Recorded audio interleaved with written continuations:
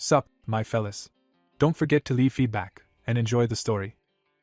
A group of fighters scrambles into formation in the dark forest, trying to locate a roaring monster they intend to kill. Two warriors search for the creature until one shouts a warning that it is right behind his brother. The elf brother turns in shock as something unexpected appears. A human knight suddenly intervenes and wounds the monster, leaving the elf astonished to see an outsider saving him. The elf, shaken and bleeding, demands to know why the outsider helped him. He wonders how he could ever repay the man who saved his life. The elf apologizes for past mistreatment, acknowledges his life was saved, and thanks the outsider for protecting the tribe. He vows never to forget this debt as the system records increased affinity and grants the outsider free movement in elven lands. The elf adds that his shy younger sister also wants to speak to their savior. Blushing, the elf woman revisits her earlier proposal that they become comrades, and the system notes her rising affection. The achievement system announces the outsider's first elf companion and access to elven gear while she shyly says she is fine with partnering with him. Time jumps to a grand city where crowds throw petals, celebrating the outsider and the elf woman. The joyous procession continues toward a grand cathedral as onlookers cheer. The elf bride smiles radiantly at the armored groom during their wedding. The couple laughs together, clearly happy as newlyweds. Hand in hand, they walk down the cathedral steps as the crowd applauds. He slips a ring onto her finger, sealing their marriage. They share a kiss while the system declares the outsider the first human to marry an elf. A man's voice abruptly ends the footage, signaling the end of the presentation. The lights above a stage blaze on. On stage, a presenter explains that Ares is more than a simple game because its characters have AI-driven personalities, judgment, and will. Smiling, he proclaims that Ares functions as another world. Audience members, stunned, question whether what they saw was actual gameplay because it looked too real. Others admit they never even thought it might be CG and imagine the implications if it is real. The presenter stresses that this is not just a hyper-realistic game but a brand new world created by Kurum Corporation. He describes a super AI god of Ares that judges players and grants immense powers based on achievements. Images show powerful avatars and battles illustrating the potential abilities within Ares. Narration promises that the god's revelations can turn players into legendary heroes with special powers. It adds that players can even build factions and reign as kings, achieving anything possible in reality. The presenter declares that even what is impossible in reality can be realized in Ares. A viewer admits he is unsure it is all true but says such quality makes him want to play. The crowd erupts in excitement, chanting the presenter's name, and asking how to buy the game as narration dates Ares' development to 2045. Exposition explains that genius Lee Sejin's VR game reshaped global culture and rapidly exceeded 1 billion users. 1 year later, players gather in Ares' beginner village, marveling that it feels more real than a trip. A muscular new player realizes the game mirrors real-world body type and abilities, with only appearance customizable. His hooded friend points out something interesting in the plaza. They look at a long-running event where players must break a wooden doll in 10 strikes, an apparently trivial challenge all 1.2 billion challengers have failed. The announcer displays the wooden dummy, promising a VIP capsule and +5 to all stats as a reward for success. The muscular player thinks 10 strikes should suffice, but his friend notes that almost no one attempts it anymore. They recall that even national athletes and the famed Hano failed, leading people to suspect the challenge is impossible. While spectators debate the event's difficulty, they wonder why the crowd still waits without trying. The hooded man explains that today the last hope of humanity is about to take the challenge just as someone asks the crowd to make way. The hooded spectator notices the arrival of this famed challenger. Everyone shouts that the strongest primate, Madosuk, has appeared to attempt the event. Madosuk eyes the wooden doll Hanul could not break and prepares himself. Onlookers gape at his inhuman size and physique. Rumors fly that he once killed a bear with his bare hands. Comparing him to the small dummy, spectators predict he might not even need all 10 strikes. Madosuk grins and vows to claim the 50 million won capsule prize. He launches a devastating first punch at the dummy with explosive force. The crowd sees the dummy driven far backward and wonders if they are witnessing the first success. In a monitoring room, a man asks his colleague what she thinks of this attempt. She replies that all they can do is hope he succeeds because they cannot handle more complaint calls. She worries that if he fails like Hanul, backlash against the game will be severe. They foresee accusations that Ares made an impossible quest for hype and profit, predicting negative headlines. The man concludes that if Madosuk fails they will have to interfere with the Ares system. The colleague doubts the CEO will approve, and he jokingly threatens to resign if not. As the attempt goes wrong, Madosuk panics, realizing something is off. A system window declares the quest failed and Madosuk collapses in disbelief. The staffers lament that it is over and prepare to flee before complaints pour in, joking about getting dinner. He bargains that if he pays for dinner she must not quit, and she agrees to decide after seeing the menu. Another worker suddenly alerts the team leader that a new challenger is stepping up. Exhausted, the team leader dismisses the news with disinterest. They glance at the monitor and see an unimpressive avatar in default beginner clothes approaching the dummy. A closer look shows he wields a realistic but unusual weapon. The staff note that realism alone has never worked. The excited technician apologizes for speculating while they watch the newcomer ready his weapon. The cloaked player mutters about leaving for food, seemingly uninterested in the challenge. Back in the control room, the staff hear a sudden surge of noise from the event area and turn in surprise. They wonder why the crowd suddenly grew so loud. The team leader's eye focuses on the screen, seeing the wooden dummy reflected as a target. A red-tinted flash shows the dummy being slashed violently apart. The system broadcasts a world message congratulating the player who becomes the first to destroy the wooden doll. Notifications report +5 to all stats and +200 fame for the unknown challenger, leaving the staff stunned and asking who he is. They question how anyone could still possess such physical ability when Madosuk was considered the last candidate. The man guesses the victor is probably just an ordinary person, still crouched with his weapon. He suddenly realizes something odd about the sword and orders a grade check. The technician hurriedly begins scanning the weapon's data. She gasps as the analysis completes. She reports strange results, and he retorts that the entire situation is already unbelievable. The scan reveals the sword Radiance is actually an epic-grade weapon far above beginner level. The team leader is left speechless. He reels at the idea that the beginner created or obtained an epic item. The victor, face partially hidden, remains calm after his feat. Observers wonder what kind of man he is and what his true identity might be. The narrative shifts to the ringing of metal echoing through a forge.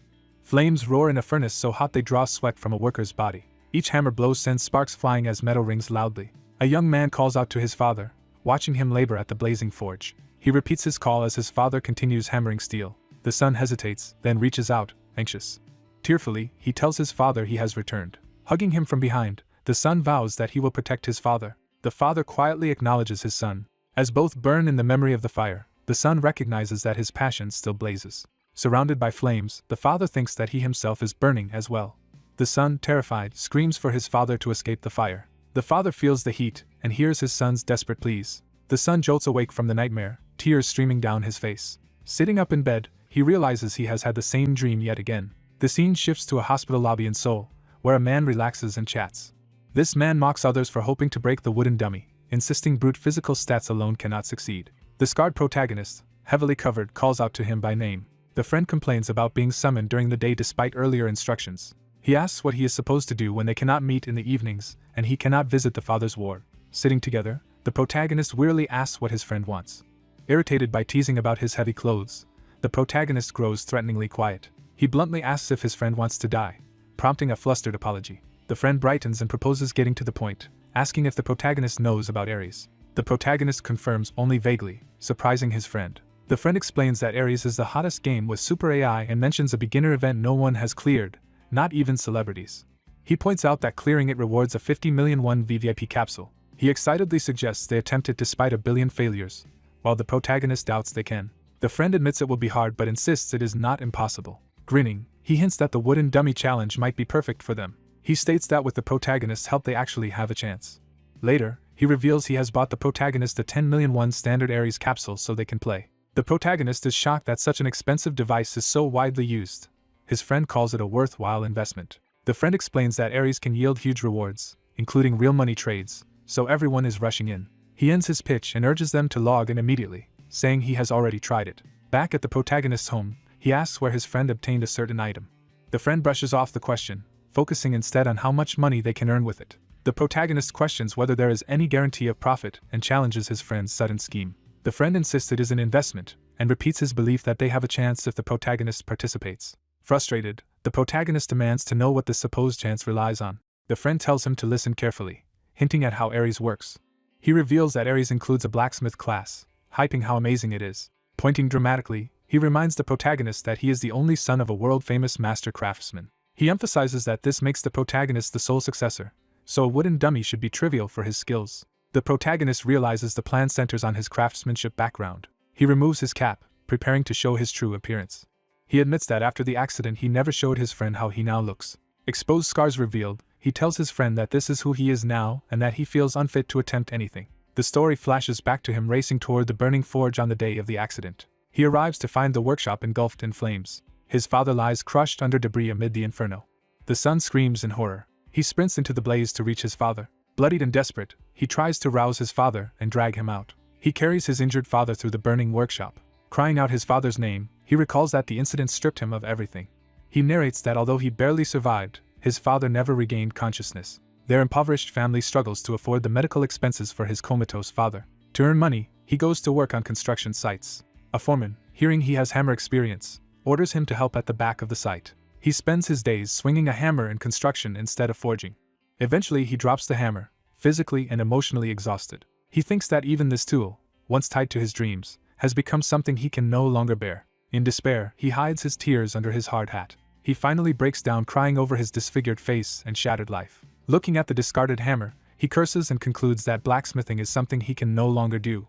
The protagonist explains that since the accident his right arm has been too weak for even basic labor, let alone blacksmithing. He acknowledges his friend's concern but insists on handling his own problems. The friend urges him to return the costly item, calling him foolish for discarding 10 million won and leaving for his part-time job. As the protagonist heads out, his friend grumbles that he is the real fool. The friend confronts him about barely scraping by to pay his father's hospital bills and questions how long he can keep living like this. He presses further, asking what will become of the protagonist's own ruined body and insisting the 10 million won could fund his treatments. The friend recalls the projected 3 billion won treatment cost but argues that giving up on recovery is not an option. He laments that the determined person he once knew has changed. Passionately, the friend reminds him of his lifelong dream to be a blacksmith and claims that in the game Aries that dream is achievable. He vows to take responsibility for the 10 million won himself and begs the protagonist to listen to his friend for once. Near tears, he pleads with Hyunsu to at least try Aries one time. He promises not to push anymore if Hyunsu will just give the game a single try. Hyunsu silently wrestles with the decision. A fiery vision of a man engulfed in heat and flames drives home how intense blacksmithing feels to him. Hyunsu's hand hesitates on the door as he reconsiders. Looking at his scarred hand, he contemplates what he is about to attempt. Time passes and a construction site is shown, setting the stage for his current hard labor work. While hauling materials on site, he grumbles that Jaehyun's words have filled his head and tells himself to focus on what he can do now. He reminds himself he must hurry and earn money for his father's treatment. The sight and sound of a worker hammering metal catches his attention. The ringing strike of metal resounds, grabbing his heart. Hyunsu narrates that the loud clang of metal echoes inside him. Admitting that the sound drew him in, he arrives at a place to play Aries. He reflects that the ringing of metal ultimately guided him here. He recalls Jaehyun's words that Aries would let him live as a blacksmith. Remembering the heat and the sound of metal he has missed, he steels himself to return to the forge. Donning VR gear, he resolves to hear that sound again for his father's sake. A system message welcomes him to the world of Aries. Character creation begins and the system asks him to choose a nickname. He selects the nickname Hyunsu and the character is created. The game starts customizing his character. Surrounded by data light, Hyunsu is surprised by the strange sensation. The system announces it is analyzing his body type as he reacts nervously. Blue flames swirl around him and he stares in shock at his changing form. He realizes the scar on his right hand is gone. The analysis finishes, leaving his body glowing with power. Asked if he wants to keep this appearance, he pauses and then agrees. The system ends character creation and searches for a game server while he waits in the void. Clenching his fist, he mutters about Kim Jaehyun, thinking of the debt he now owes him. He notes that not only has his scar vanished but full strength has returned to his right hand. Accepting that this puts him 10 million won in debt to Jaehyun, he acknowledges the fact. Smiling, Hyunsu resolves to work hard in Aries to repay what he owes. The system summons him to Barden Territory's beginner zone, specifically Ren's smithy. Inside the smithy, an older blacksmith is already working at the forge. The man straps on his gloves and mutters he would never give up. He curses the instructors who look down on him and vows to humble them by forging a better sword. With determined eyes, he declares he will create a blade superior to his rivals. Sparks fly as he hammers heated metal. He throws his full strength into forging the sword. Shouting desperately, he begs the metal to cooperate as he continues hammering. A calm voice off-screen criticizes that his technique is wrong. Startled, the old smith reacts in shock to the interruption. He whirls around to see Hyunsu standing behind him. Panting, the smith realizes a stranger has entered and demands to know what he just said. Hyunsu repeats that the method the smith is using is incorrect. Offended, the smith asks what this kid just claimed. Hyunsu explains that the way the man is trying to forge the sword cannot produce a strong weapon and questions why an outsider thinks he can criticize. Admitting he is being presumptuous, Hyunsu says he spoke up only because he can tell the smith truly wants to craft a proper blade. The smith notes Hyunsu sounds like someone who really knows blacksmithing. Deciding he has nothing to lose, the smith is willing to test Hyunsu. He challenges Hyunsu to prove his words by forging something himself. Handing over the hammer, he says he will watch closely to see Hyunsu's skill. Hyunsu internally notes he had planned just to befriend the smith and borrow the forge, but this direct test might work out better. He agrees to try but asks to set a condition. He proposes that if he proves his ability, he be allowed to keep whatever sword he forges. In exchange for that price, he promises to demonstrate a forging process worth watching. The smith remarks on Hyunsu's confidence. Laughing, he accepts and says they will see if Hyunsu's boldness holds up. He clenches his fist and adds a warning. The smith states that if Hyunsu fails to produce real results, he will suffer for his arrogance. Hyunsu calmly accepts the risk. Hyunsu begins heating a bar of steel in the forge. He lays the glowing metal on the anvil. Thinking it has been 3 years since he last forged, he worries his confidence may be misplaced. Despite his doubts, he raises the hammer to strike. As he hammers, he feels his old instincts returning and decides he can still do it. Memories of his hospitalized father flash through his mind as he works. Jaehyun's pained shout from earlier also echoes in his memory. Hyunsu urges his father silently to hold on a little longer while he forges. He feels long-buried senses awakening with each ring of steel and burst of heat. Smiling slightly, he admits it feels good to be forging again. From above, we see him hammering furiously as energy swirls around the anvil. He realizes his body remembers every motion and insists he can still forge. Watching skeptically, the smith initially dismisses Hyunsu as another outsider whose imitation will amount to nothing. Yet, as he observes, he admits to himself that Hyunsu's basic form is actually quite solid. Even so, he assumes this is probably as far as the young man can go. He wonders why Hyunsu looks so genuinely satisfied while working. The smith reflects that enjoyment alone is meaningless in a world where only results and exceptional skill decide success. He thinks he let Hyunsu try in hopes of learning something, yet doubts anyone in the beginner zone could possess real blacksmithing skills. Mid-thought, something about the process suddenly catches his attention. He sees Hyunsu driving the hammer with relentless power over the glowing bar. The sight of the strangely shaped, folded steel shocks him. The smith realizes Hyunsu is folding, reattaching, and refining the metal in an advanced technique. He analyzes that this method should remove impurities while strengthening the steel. Amazed, he wonders how he never considered such a simple yet effective approach and questions whether it truly works. Doubting his own eyes, he decides he must verify it. He prepares to use his appraisal skill, suspecting Hyunsu's display might just be a trick. The appraisal window shows the steel has already risen from D grade to C grade. Stunned, the smith rushes closer, thinking there is no way this is happening. He admits he can forge C-grade steel himself but has never seen quality increase so rapidly. Conceding Hyunsu was not bluffing, he still assumes C-grade must be the limit. He thinks there is no way Hyunsu can push the material beyond this level, and tells himself to let the youth keep hammering. The smith reflects bitterly that without formal skills, tricks cannot change how this world works and believes Hyunsu is ultimately no better off than he is. Morning arrives peacefully outside the smithy. Sunlight streams over the roof as the old man wakes, realizing he had dozed off. Stretching on the bench, he complains that staying up all night to watch the outsider has left him exhausted. Suddenly sensing something, he startles awake in confusion. He sees that Hyunsu is incredibly still forging at the anvil. The smith stares in awe at the scene before him. On the anvil lies a brilliantly heated, refined ingot.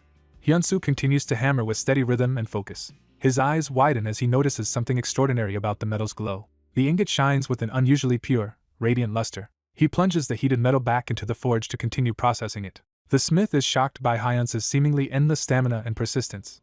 He realizes Hyunsu has been repeating the same refining method throughout the entire night. A burst of light erupts as Hyunsu lifts the bar again, startling the smith. Appraisal reveals the steel has now reached B grade, leaving the smith incredulous. The smith thinks in disbelief that Hyunsu actually managed to reach B grade quality. Watching Hyunsu calmly continue, he marvels that someone without any formal skill could bring steel to B grade and suspects the young man aims even higher. Hyunsu inspects the edge keenly, measuring how far he can still push it. He continues carefully honing the blade's surface. Exhausted, he wipes his brow and wonders if he overdid it after such a long hiatus. As he lowers the nearly finished sword onto the table, the smith approaches, surprising him. The smith asks Hyunsu to direct the remaining steps so he can assist with the work. Smiling, Hyunsu gratefully thanks him for the help. Together they resume forging, sparks flying as they work in unison. The two blacksmiths now cooperate at the anvil, with Hyunsu taking the lead. They inspect the developing blade's surface carefully. Hyunsu checks every detail of the metal, ensuring the quality he wants. Nearby, the smith scribbles notes, eager to learn from Hyunsu's technique. Suddenly, something he appraises leaves the smith exclaiming in disbelief. He realizes the steel has reached a grade, meaning a rare grade sword is now possible, and can hardly believe it. He admits his appraisal skill is modest yet insists he has never even seen a magic grade item in this beginner zone, let alone something rare. Concluding that Hyunsu can truly forge a one-of-a-kind blade, he asks if Hyunsu is excited. Hyunsu replies that it is still too early to celebrate. The smith, confused, asks what he means. Hyunsu explains that the hilt is unfinished, and the edge must become even sharper. He adds that the blade must withstand overwhelming force without failing and that it still has not reached peak sharpness. Laughing heartily, the smith says he has never met an outsider like Hyunsu and recalls his own lifelong love of hammering, then confirms Hyunsu still intends to forge a sword here to take with him. The smith presents a glowing green ore, hinting at another forging attempt. He urges Hyunsu to forge again using this new material, surprising the younger man. Hyunsu reacts in shock as he holds the massive green crystal. Staring at it, he begins to recognize what the ore is. The smith solemnly identifies it as mithril, a treasured ore passed down in his family. Hyunsu asks why such a precious material is being entrusted to him. The smith says he has already learned much from Hyunsu, wants to learn more, believes the ore exceeds his own abilities, and is curious what kind of blade Hyunsu will make. Holding the mithril, Hyunsu is moved, feeling a desire to protect the smith in return. Wordlessly, he contemplates the weight of this trust. He reflects that mithril ore does not even exist in reality, emphasizing how rare and valuable this opportunity is. Hyunsu is thrilled yet nervous about finally working with the legendary mithril he had only studied before. Deciding to start over with the mithril, he asks the dwarf if he can watch and learn, and agrees since the metal is so precious. The dwarf excitedly asks to call Hyunsu his master, and promises to speak more respectfully if needed. Hyunsu refuses to be called master because the dwarf is clearly older, but the dwarf begs to be accepted as his disciple anyway. Overwhelmed by the dwarf's insistence, Hyunsu threatens to decline the mithril altogether. The dwarf panics and calls after the departing outsider, trying to stop him. 1 month later, Hyunsu has stayed in the beginner zone, tirelessly swinging his sword there. He unveils his finished mithril sword, Gwangyang, an epic masterpiece with powerful combat abilities. A status window shows Hyunsu is still level 1 and classless but with extremely high dexterity and solid basic stats. Observers summarize that after logging into Ares he went straight to the forge, crafted a mithril sword, and cleared the wooden doll event. At Blue Incorporated S Management Center, staff watch Hyunsu's footage on a large screen. One employee marvels at his feats while the other tells him to stop staring and get back to work. The woman warns her coworker he will be demoted if he keeps slacking off. He admits he is frustrated that he cannot dig up more information about Hyunsu. She recites Hyunsu's basic personal data and notes he logged in from a friend's place.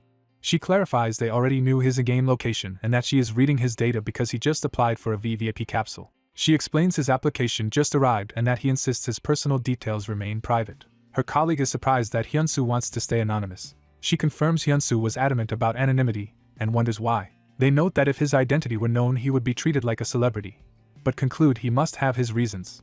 The team leader asks where Hyunsu is currently in the game. The assistant starts to answer hesitantly. She reports that Hyunsu has just entered the hunting training grounds. Inside, the instructor warns Hyunsu that real monsters appear beyond this point. The instructor sees Hyunsu's level, tells him a level 1 cannot pass this test, and advises him to turn back. Introducing himself as Relsun, the hunting grounds instructor curtly orders Hyunsu to go hunt rabbits first instead of wasting his time. Hyunsu wonders why Relsun cannot see his impressive stats and insists he will not waste the instructor's time. Annoyed but relenting, Relsun tells Hyunsu to pick any sword from the rack and step forward. Hyunsu grabs a sword and prepares to make a request. He asks if he can instead use the mithril sword he personally crafted. The narration explains Hyunsu stayed in the beginner zone for a whole month instead of 30 minutes, and massively built up his base stats. It adds that he holds the beginner zone's only epic grade sword yet remains a no-class level 1. Blue Incorporated notes that even compared to veteran artisans and pros, Hyunsu's case is abnormally exceptional. A higher-up muses whether they should simply leave this anomaly to the game's super AI, Ares, without interfering. The AI comments that Hyunsu is still only in the beginner hunting grounds. The AI concludes Hyunsu probably has no idea what fate awaits him. Watching, the AI decides to see how far Hyunsu can go. Relsun grumbles internally that the arrogant kid insists on using his own sword. Seeing that the weapon is handmade, Relsun asks if Hyunsu is trying to become a blacksmith. Relsun sneers silently, clearly ready to mock that occupation. He ridicules becoming a blacksmith as a pathetic, pitiful job. Hyunsu reacts silently, eyes narrowing at the insult. Relsun describes the surrounding training area as extremely dangerous, encircled by monsters. He claims proper swordsmanship training is more important than relying on what he calls Hyunsu's shoddy equipment. He wonders why someone who chose a blacksmith-type job would come to this place, and his affinity toward Hyunsu drops. Hyunsu reflects that contempt for the blacksmith dream is something he often encounters even in reality. He contrasts that with Ares, where he finally felt his efforts as a blacksmith could be fairly recognized. Relsun, sensing his seriousness, asks who gave him that belief. Hyunsu instead asks which swordsman was the most outstanding graduate of this training center. He then requests to take a more difficult test than any of those swordsmen faced. Relsun, offended, thinks that although he is just a local instructor he still has a discerning eye from training many people. Hyunsu calmly believes in his own ability to judge talent as a teacher. Relsun is furious that a supposed beginner talks so arrogantly. Provoked, Relsun decides to accept and proposes an extreme trial for Hyunsu. He tells Hyunsu to follow him to begin the special exam. Relsun explains his normal duty is to teach basics, but that he sometimes gives a special trial to truly outstanding talents. He leads Hyunsu to an arena and prepares what he calls his toughest trial. The trial summons a level 6 swift goblin, and Relsun asks if Hyunsu is sure he wants to proceed. Relsun declares that since Hyunsu insisted on a reckless challenge, failure will mean he is banned for a week and must go hunt rabbits. Hyunsu asks if the third stage trial is the final one. Relsun is shocked that Hyunsu is already thinking beyond the third stage. Hyunsu says he wants to clear every stage, up to the highest level, in one go. Relsun fumes, thinking Hyunsu is disregarding the importance of his training. Angrily, he pulls a chain to open more gates, shouting for Hyunsu to go ahead and try. The final gate reveals a far stronger 4th stage trial monster. A level 15 Mad Goblin, the ultimate opponent here, charges out. Relsun internally notes that even worldwide only a tiny number of users clear the 3rd stage, and none have beaten the 4th. He stresses that not a single person has ever passed this final stage. The swift goblins launch a blisteringly fast attack at Hyunsu. They dart toward him with incredible speed, testing his reactions. Hyunsu braces himself, raising his mithril sword to block. He clashes directly with one of the goblins, trading blows. His blade shows stress marks as the fierce exchange continues. Hyunsu recognizes, as any blacksmith would, the strain his weapon is under. He activates the sword's power, gripping it tight as green light gathers. Using the radiant skill, his attack and defense surge as he prepares a powerful strike. Hyunsu marvels at the inherent quality of his weapon as it unleashes a brilliant slash. He cuts down a swift goblin in one blow, confident no weapon here can overpower his mithril sword. The goblin screeches as his counterattack schemes past Hyunsu's eye. Another goblin lands a brutal critical hit on Hyunsu's side. Hyunsu is knocked back and wounded by the blow. Relsun notes that of course a swift goblin's instant critical makes it the natural enemy of beginners. He begins to think that no matter how good equipment is, lack of skill will still be fatal, but quickly senses something is off. Hyunsu groans in pain yet stays on his feet. A status display shows he still has 82% HP, astonishing Relsun that a level 1 survived a critical. Hyunsu reasons that his month of forging raised his strength and stamina enough to endure. Relsun warns that the real danger is only starting now. The Mad Goblin shrieks, fully entering the fray. Relsun identifies it as the Mad Goblin, the culminating foe. The creature uses a vicious skill called Mad Thorns, launching a flurry of attacks. Hyunsu counters with his own frenzied slashes, refusing to back down. He suffers status effects like dizziness and reduced vision, but continues swinging. Despite the debuffs, his eyes sharpen with determination. Relsun admits the kid is amazing but believes he has reached his limit. As goblins converge, Relsun thinks the battle is over and that Hyunsu is finished. Hyunsu tells himself to focus, trust the sword he forged, and commit fully. With calm resolve he decides to simply do everything within his power. He unleashes a blisteringly fast strike at the Mad Goblin. Radiance's passive Swift Blade activates, massively increasing his attack speed for a burst. Hyunsu's accelerated attacks carve through the enemies in a sweeping arc.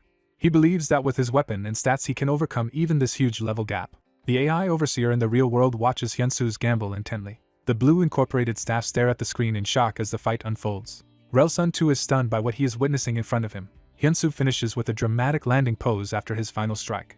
System messages confirm that both the Mad Goblin and the remaining Swift Goblins have been defeated. Relsun laughs in disbelief, amazed that Hyunsu achieved what no one else could. He praises Hyunsu's clumsy yet effective slashes that maximize the sword's strengths and assumes he had prior sword training.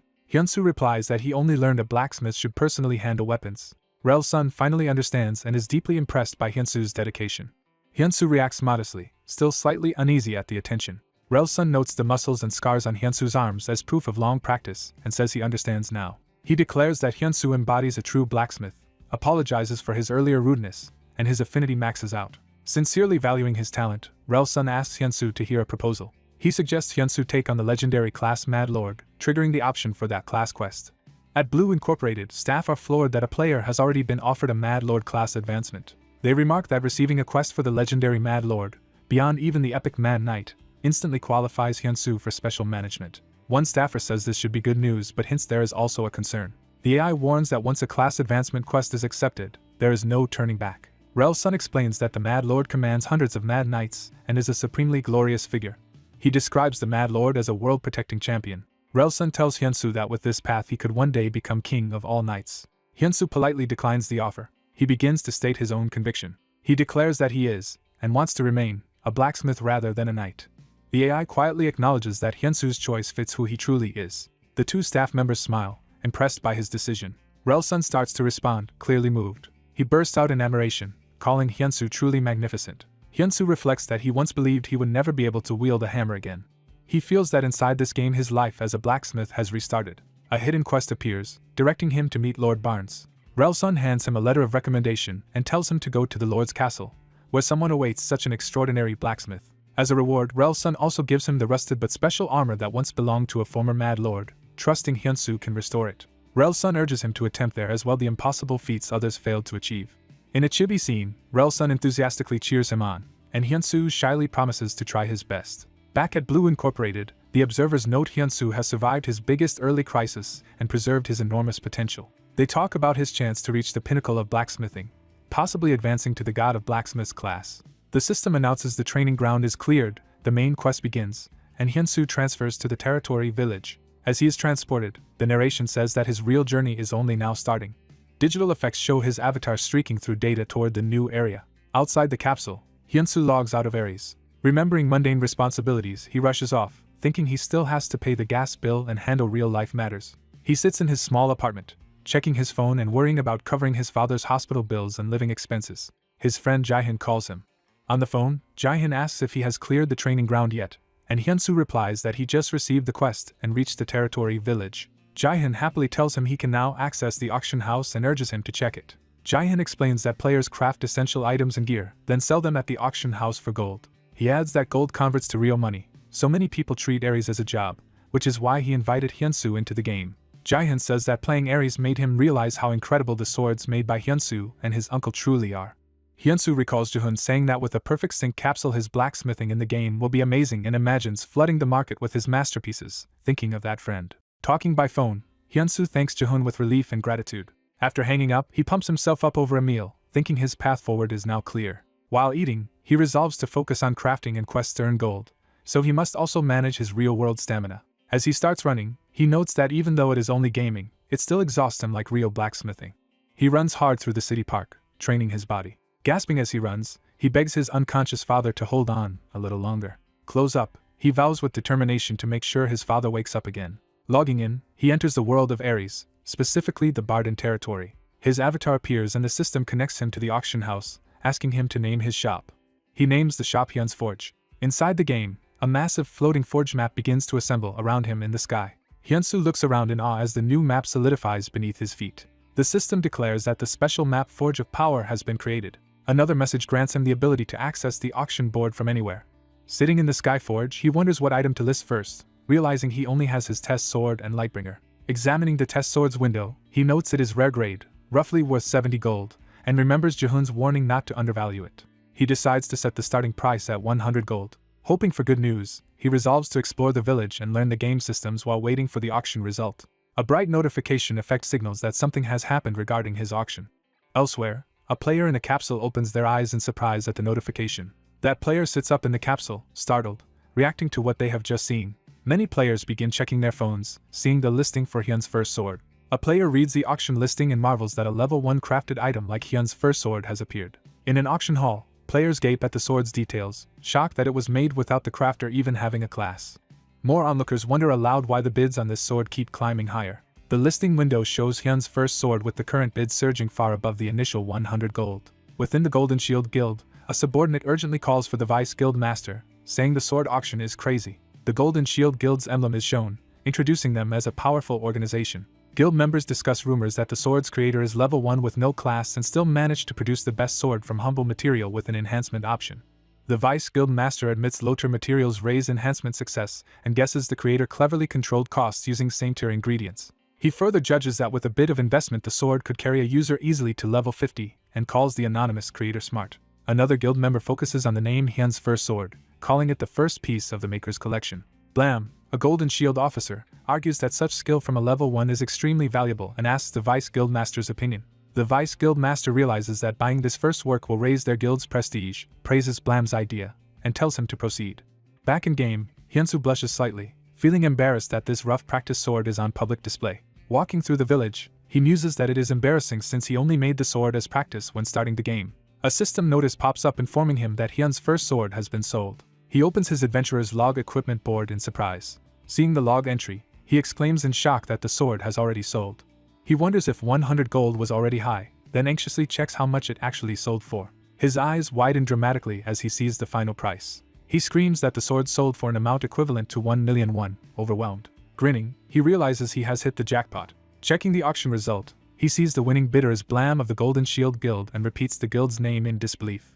He reads Blam's message, which congratulates him on his first artifact and invites him to consider an exclusive sales contract or guild membership with Golden Shield. Hyunsu recognizes Golden Shield as the famous blacksmithing guild. He discovers that Golden Shield has 780,000 followers and is stunned by their huge fanbase. Remembering Jaehyun's words, he recalls that gaining followers is harder than leveling up. Narration explains that more followers mean more attention from players, which can directly convert into profit. Hyunsu checks his own shop's follower count, preparing to compare. He sees Hyun's forge has only 82 subscribers. Even so, he taps to open the guild's message. Messages and letters swirl around him from multiple guilds, showing that his sale has attracted widespread recruitment offers. A system note states that recruitment messages from various guilds are pouring in one after another. Narration states that in Ares, where real blacksmiths are disappearing, the world eagerly awaits skilled craftsmen like him. It adds that in Ares the value of a craftsman's skills can be quantified with precise data and numbers. A shining helm appears as an example of how such quantified craftsmanship can look even more brilliant here. Hyunsu decides it is still too early to join any guild because he has not yet demonstrated even half of his abilities. Looking up at the Lord's mansion, he thinks that his true value is only beginning to show now. Inside that mansion, Lord Barnes asks his subordinate Bell whether restoring a certain artifact is really impossible. Bell replies that if so, then they must consider their options carefully. The subordinate assures the Lord with a smile, addressing him respectfully. Barnes explains that restoration always risks permanent loss of the artifact, so it must be entrusted only to the continent's best restorer. He says that this expert lives in the capital, is reclusive, and would never travel out to Barden. Sighing, Barnes admits he cannot abandon his responsibilities to go to the capital personally. He glances at a keepsake, clearly troubled. Barnes reveals the damaged bow is his late father's only keepsake and a unique weapon unlike any other. Bell mentally reveals himself as a level 100 rogue using a disguise skill to pose as a blacksmith, and thinks it is time to cash in the Lord's trust. Barnes begins calculating, mentioning the restoration cost of 300 gold. Bell eagerly volunteers to take the bow to the capital and ensure it is perfectly restored. Before the deal can be sealed, Hyunsu suddenly interrupts from the doorway, repeating the word restoration. Walking forward, Hyunsu says that the bow in question. He calmly claims that the damaged bow can be restored right here. Bell is furious, cursing the stranger for intruding at the last moment. Shocked, Lord Barnes asks if Hyunsu is really saying he can restore the bow. Bell glares suspiciously at Hyunsu, clearly displeased. Hyunsu specifies that he means restoring this burnt bow immediately on the spot. Barnes turns to the guards, asking who this newcomer is. The guard explains that Hyunsu arrived with a recommendation from instructor Relsun. Barnes recognizes Relsun as the instructor from the beginner hunter's training ground. As Lord of Barden, Barnes formally asks Hyunsu to state his abilities and experience, and a system prompt requests Hyunsu's class and level information. Hyunsu introduces himself as level 1 with the class listed as unemployed. Bell bursts into mocking outrage, calling Hyunsu's boast laughable. He shouts that a level 1 with no class cannot possibly know the restoration skill, which only level 80 blacksmiths can learn. He is especially angry that Hyunsu offers to restore an epic grade recurve bow at a discount after Bell has invested a week into this deal. Hyunsu calmly says Bell is mistaken. He states that the bow is not a recurve bow at all but something else entirely. Hyunsu identifies the weapon as a horn bow. Bell repeats the term in confusion, rattled. Barnes and his guard react silently, paying closer attention. Hyunsu recounts what the guard told him. The bow is a burnt heirloom left by Barnes's father, originally gifted by a mysterious outsider. He notes that it was an unusual weapon of a type no one had seen before. Barnes tells him that is enough explanation for now. Barnes admits he is tolerant of outsiders but dislikes being tricked about his heirlooms. He warns Hyunsu that from here on he must take responsibility for every claim he makes. Hyunsu asks to confirm a detail about the bow, noting that even if the design seemed alien, it might actually have been crafted locally. He suggests that the bow may have been made within this very domain, Barden. Hyunsu says he noticed a painting of buffalo-like beasts in the hall and connects that to materials from his own world. He explains that in his world buffalo horns are considered very special crafting material. Pointing at the charred bow, he notes an oddity in its curve, where whale's sinew appears instead of the usual cow's sinew, and asks Barnes to explain. Barnes confirms that the outsider who made the bow was his father's friend and a blacksmith. He clarifies that the painting shows the migration of giant buffalo monsters and that both their horns and whale's sinew are rare resources local to Barden. Hyunsu concludes that the so-called outsider gifted Barnes's father a bow actually crafted from Barden's own finest materials. Bell is forced to concede that Hyunsu uncovered material secrets that even a level 100 blacksmith could not see. Barnes confesses he could not bear to watch his father's heirloom decay and only wished to find anyone capable of preserving it. Moved, Barnes directly asks Hyunsu to take on the restoration of the heirloom as a quest, which the system registers with an A-grade reward of 500 gold. Barnes dismisses Bell for now, saying he will call upon him again if needed. Bell reluctantly accepts and withdraws. Outside the hall, Bell fumes internally, cursing Hyunsu and vowing revenge. As he stalks away, he repeats Hyunsu's name as the target of his grudge. He swears that someday he will get back at Hyunsu. Back with Barnes, he asks Hyunsu what is required to restore the bow. Hyunsu lists the needed materials, beginning with buffalo horns, whale sinew, oak, mulberry, bamboo, and proper tools. A system message confirms Hyunsu has fully identified the bow's materials and learned the restoration method for the marksman's horn bow. Another window shows detailed restoration requirements, warning that failure below 70% will destroy the bow, but Hyunsu steels himself, thinking of his father. Hyunsu recalls his father teaching him hornbow making, asking if it is bent and fixed like this. As a child, he insisted he could do the work alone while working beside his father. His father affectionately asked if he really enjoyed making bows that much, noting how absorbed he became despite scraped hands. Young Hyunsoo answered that he liked anything as long as he did it with his dad, and his father promised to teach him smithing when he grew older. His father explained that for now he should train his hands to handle materials precisely. Child Hyunsoo happily agreed, addressing him as dad. In the present, Hyunsoo echoes that promise internally, addressing his father again. Inside the VVIP capsule with 99.9% sync, he reflects that with his current hand skills he can now craft properly, just as his father taught him. In the game workshop, Hyunsoo meditates calmly before the gathered horns, woods, and sinew, preparing for the restoration. Lord Barnes appears at the door, surprising Hyunsoo by visiting the workshop. Smiling, Barnes offers to help with the restoration effort. Night falls over the manor as they work long hours. Hyunsoo chops and planes wood with focused, powerful strokes. He steadily shapes the bow stave, working carefully on the floor. He then bends the horn and wooden core into a circular form. His hands grip tightly as he binds the layers together with sinew. The bent bow is heated above coals so it can set into shape. Sweat beads on Hyunsoo's face as he concentrates over the fire. After a day of labor, Barnes groans that the work is tiring and his grip is weakening, while Hyunsoo continues. Hyunsoo thinks to himself, but he remembers his father's joyful expression and feels renewed strength, pushing through the ordeal. Narration notes that even so, Barnes is amazed he has been doing this exhausting work for an entire week. Collapsed on the floor, Barnes asks if he can rest or return, but Hyunsoo insists they still need his help finishing the bow's shape. Hyunsoo explains that the Lord has been coming every day because he wishes to personally restore his father's heirloom. Barnes admits softly that this is true. He says the bow is the only object that holds his father's memories. Barnes asks Hyunsoo if he himself enjoys working on the horn bow as much as he seems to. Hyunsoo silently reflects, eyes filled with feeling. Smiling, he answers yes and says he also has many precious memories tied to such work. He tells Barnes that restoring memories requires time and effort, just like what they are doing together. Barnes takes Hyunsoo's offered hand and stands, saying he understands. A montage shows 10 days passing as they continue painstaking hornbow construction. More images depict them carving, laminating, and stringing multiple horn bows, progressing step by step through the restoration. After 15 days of work, the hornbow material nears completion. After 20 days, Hyunsoo continues forging with intense focus despite exhaustion. Time passes as he perseveres, silently determined at the forge. At last the final day of the restoration arrives, heralding the completion of the marksman's horn bow. The restored marksman's horn bow, now an epic-grade weapon with greatly enhanced stats and abilities, is finished. Hyunsoo looks up to his late father's statue, and wonders if his father is watching his success. Before the statue, Hyunsoo presents the newly restored bow, described as a mysterious gift from an outsider just like in the past. Hyunsoo hands the bow over and asks the marksman to test whether it feels like the weapon he remembers. The marksman knocks an arrow and fires the horn bow while Hyunsoo watches.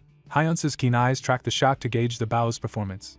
The arrow flies with explosive force through the sky. The shot lands dead center on the distant target with overwhelming power. The marksman admits the bow feels different from before, surprising Hyunsoo. Laughing joyfully, the marksman declares the restored bow far superior to its original state and triggers quest completion. System messages commend Hyunsoo for achieving over 100% restoration and maxing his intimacy with Barnes, to his relief. Barnes thanks Hyunsoo, saying he can now carry out his duties with peace of mind. He adds that the original reward is too small for such an achievement, and prepares to give more than the promised 2,000 gold. Because of the extraordinary result, Hyunsoo's quest reward is upgraded to include free use of the forge along with the 2,000 gold, astonishing him. Hyunsoo mentally converts the 2,000 gold into real money, and is delighted it will cover his expenses for the next journey. Smiling slyly, Barnes hints there is something else he wants to bring up. He reaches for a sword while facing Hyunsoo, signaling a new proposal. Barnes draws the blade and asks Hyunsoo if he has ever thought about learning swordsmanship. Surrounded by aura, Barnes states that before being Lord of Barden he is a swordsman. He names his style the Prime Sword Art. He explains that this secret sword art once repelled endless monster hordes and brought stability to Barden. Barnes tells Hyunsoo he is clearly a born blacksmith but also possesses another kind of potential. He reveals that he sees in Hyunsoo the innate talent of a swordsman. Citing Relson's recommendation and his own observations, Barnes praises Hyunsoo's physique, tool agility, and deep weapon knowledge. Barnes offers to share a portion of his swordsmanship's core with Hyunsoo, opening a skill quest to train the Prime Sword Art. With a slightly ominous grin, Barnes urges Hyunsoo to follow him closely and work just as hard in training as Barnes did in the workshop.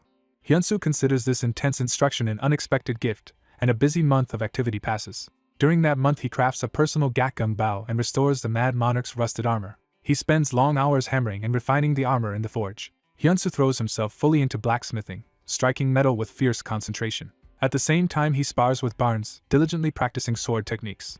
Their training clashes grow so intense that the impact erupts in blinding bursts.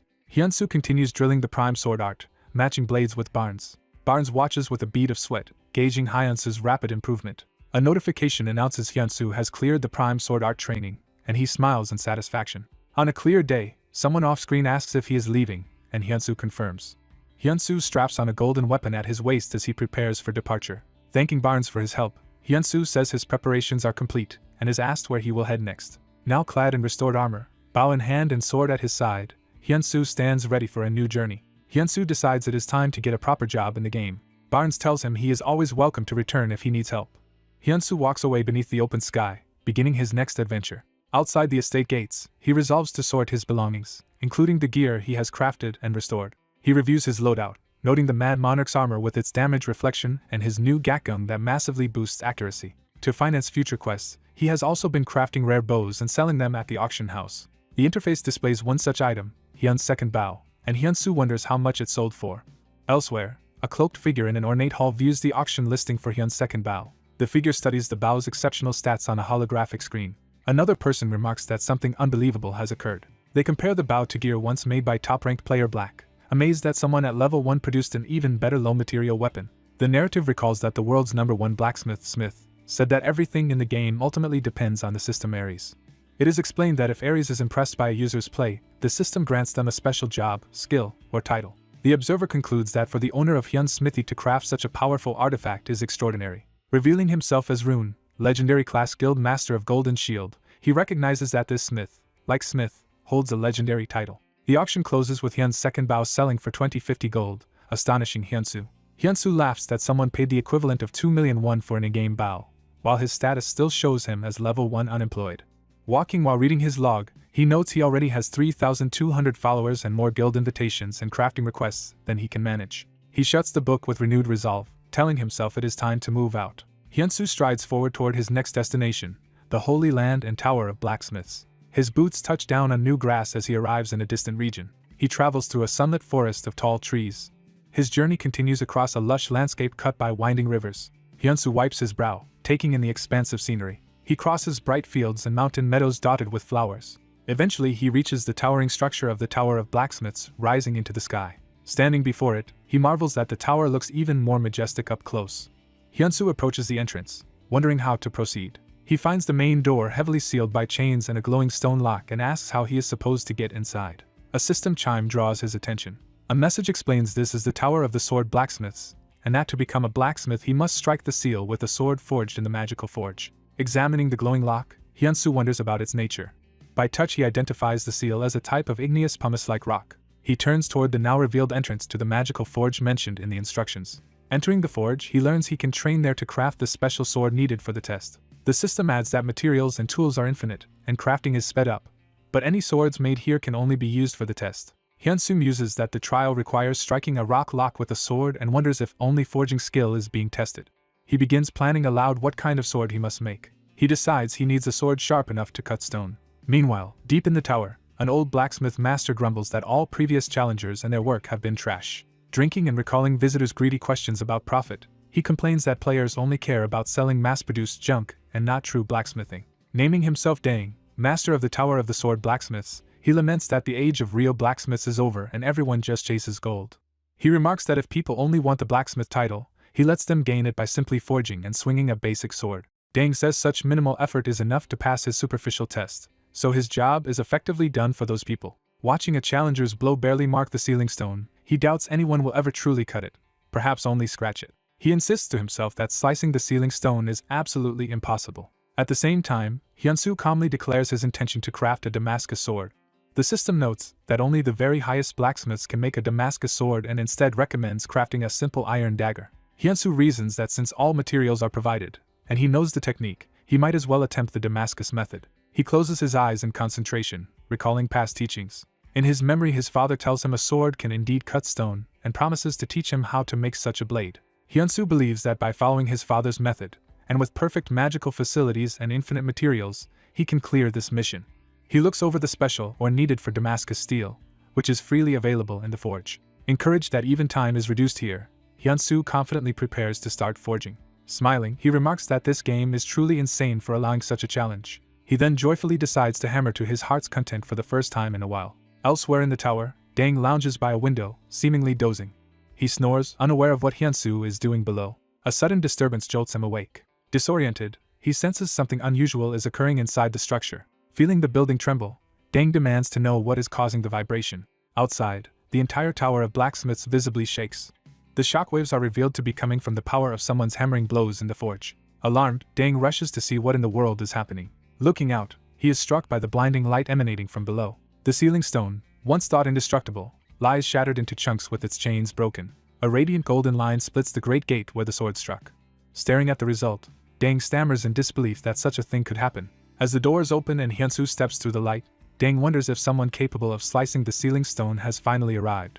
Overwhelmed, he proclaims that at last the god of blacksmiths has appeared before him.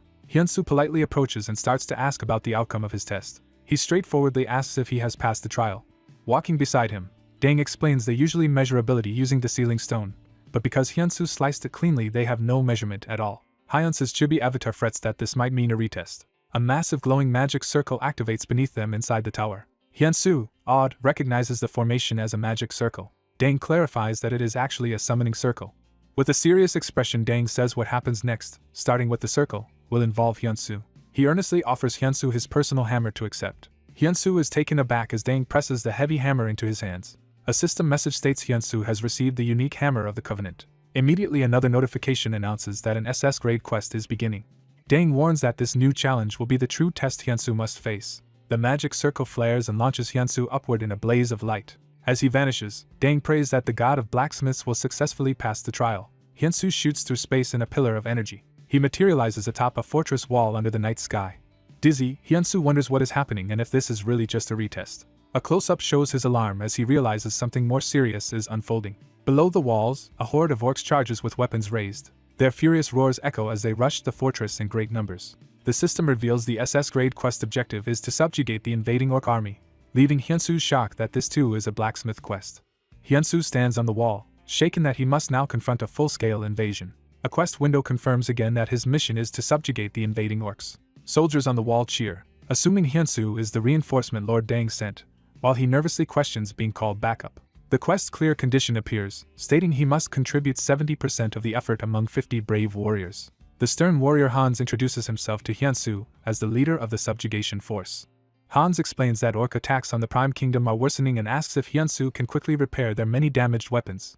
Hyunsu admits there is a misunderstanding, since he has not yet officially changed to the blacksmith class and therefore cannot use any repair skills. Hans points out the ornate hammer in Hyunsu's hand and asks what it is.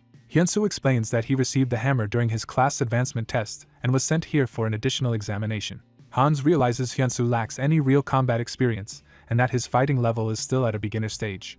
The soldiers worry that instead of receiving support they have been sent someone who still needs training, wondering what to do given today's especially fierce invasion.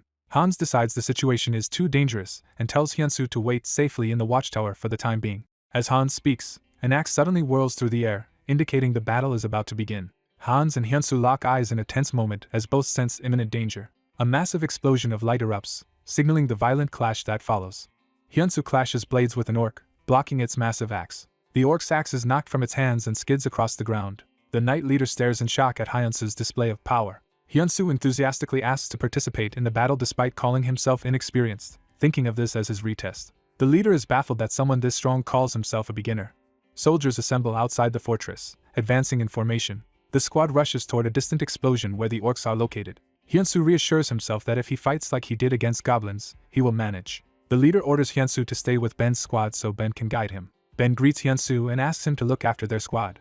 Ben volunteers to engage first as the two sides face off. A frenzied orc roars and charges with its axe raised. The orc's terrifying face fills the frame as it prepares to attack. Ben blocks the orc's axe with his shield in a heavy clash. Feeling the pressure is far greater than against goblins, Hyunsu realizes this is his first real battle.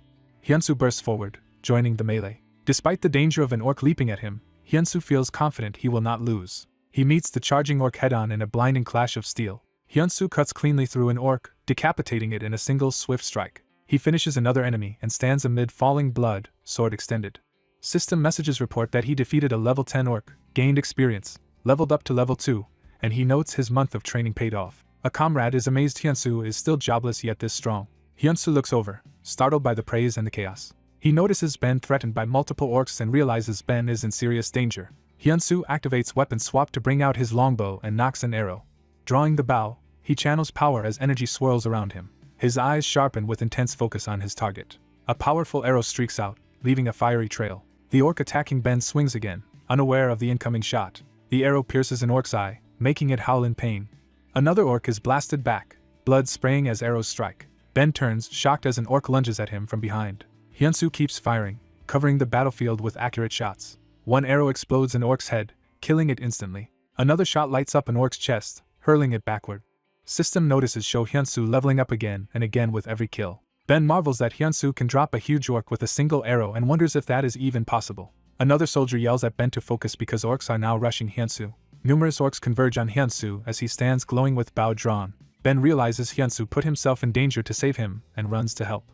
He berates himself for spacing out during battle. Ben blames himself, believing Hyunsu is now endangered because of his distraction. Hyunsu swaps back to his glowing sword Lightbringer. He unleashes the skill Flurry, sending sweeping arcs of light through nearby orcs. A furious orc charges, roaring at Hyunsu.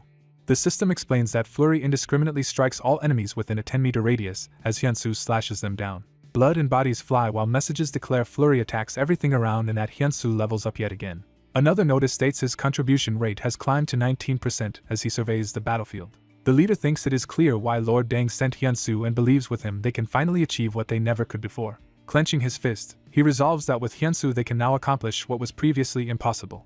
Hyunsu smiles awkwardly as the others call his abilities incredible. The leader rallies everyone, declaring that with Hyunsu they will annihilate the orc unit. A system message notes Hyunsu's performance has boosted the squad's morale, and Hyunsu feels like a true member of the subjugation squad.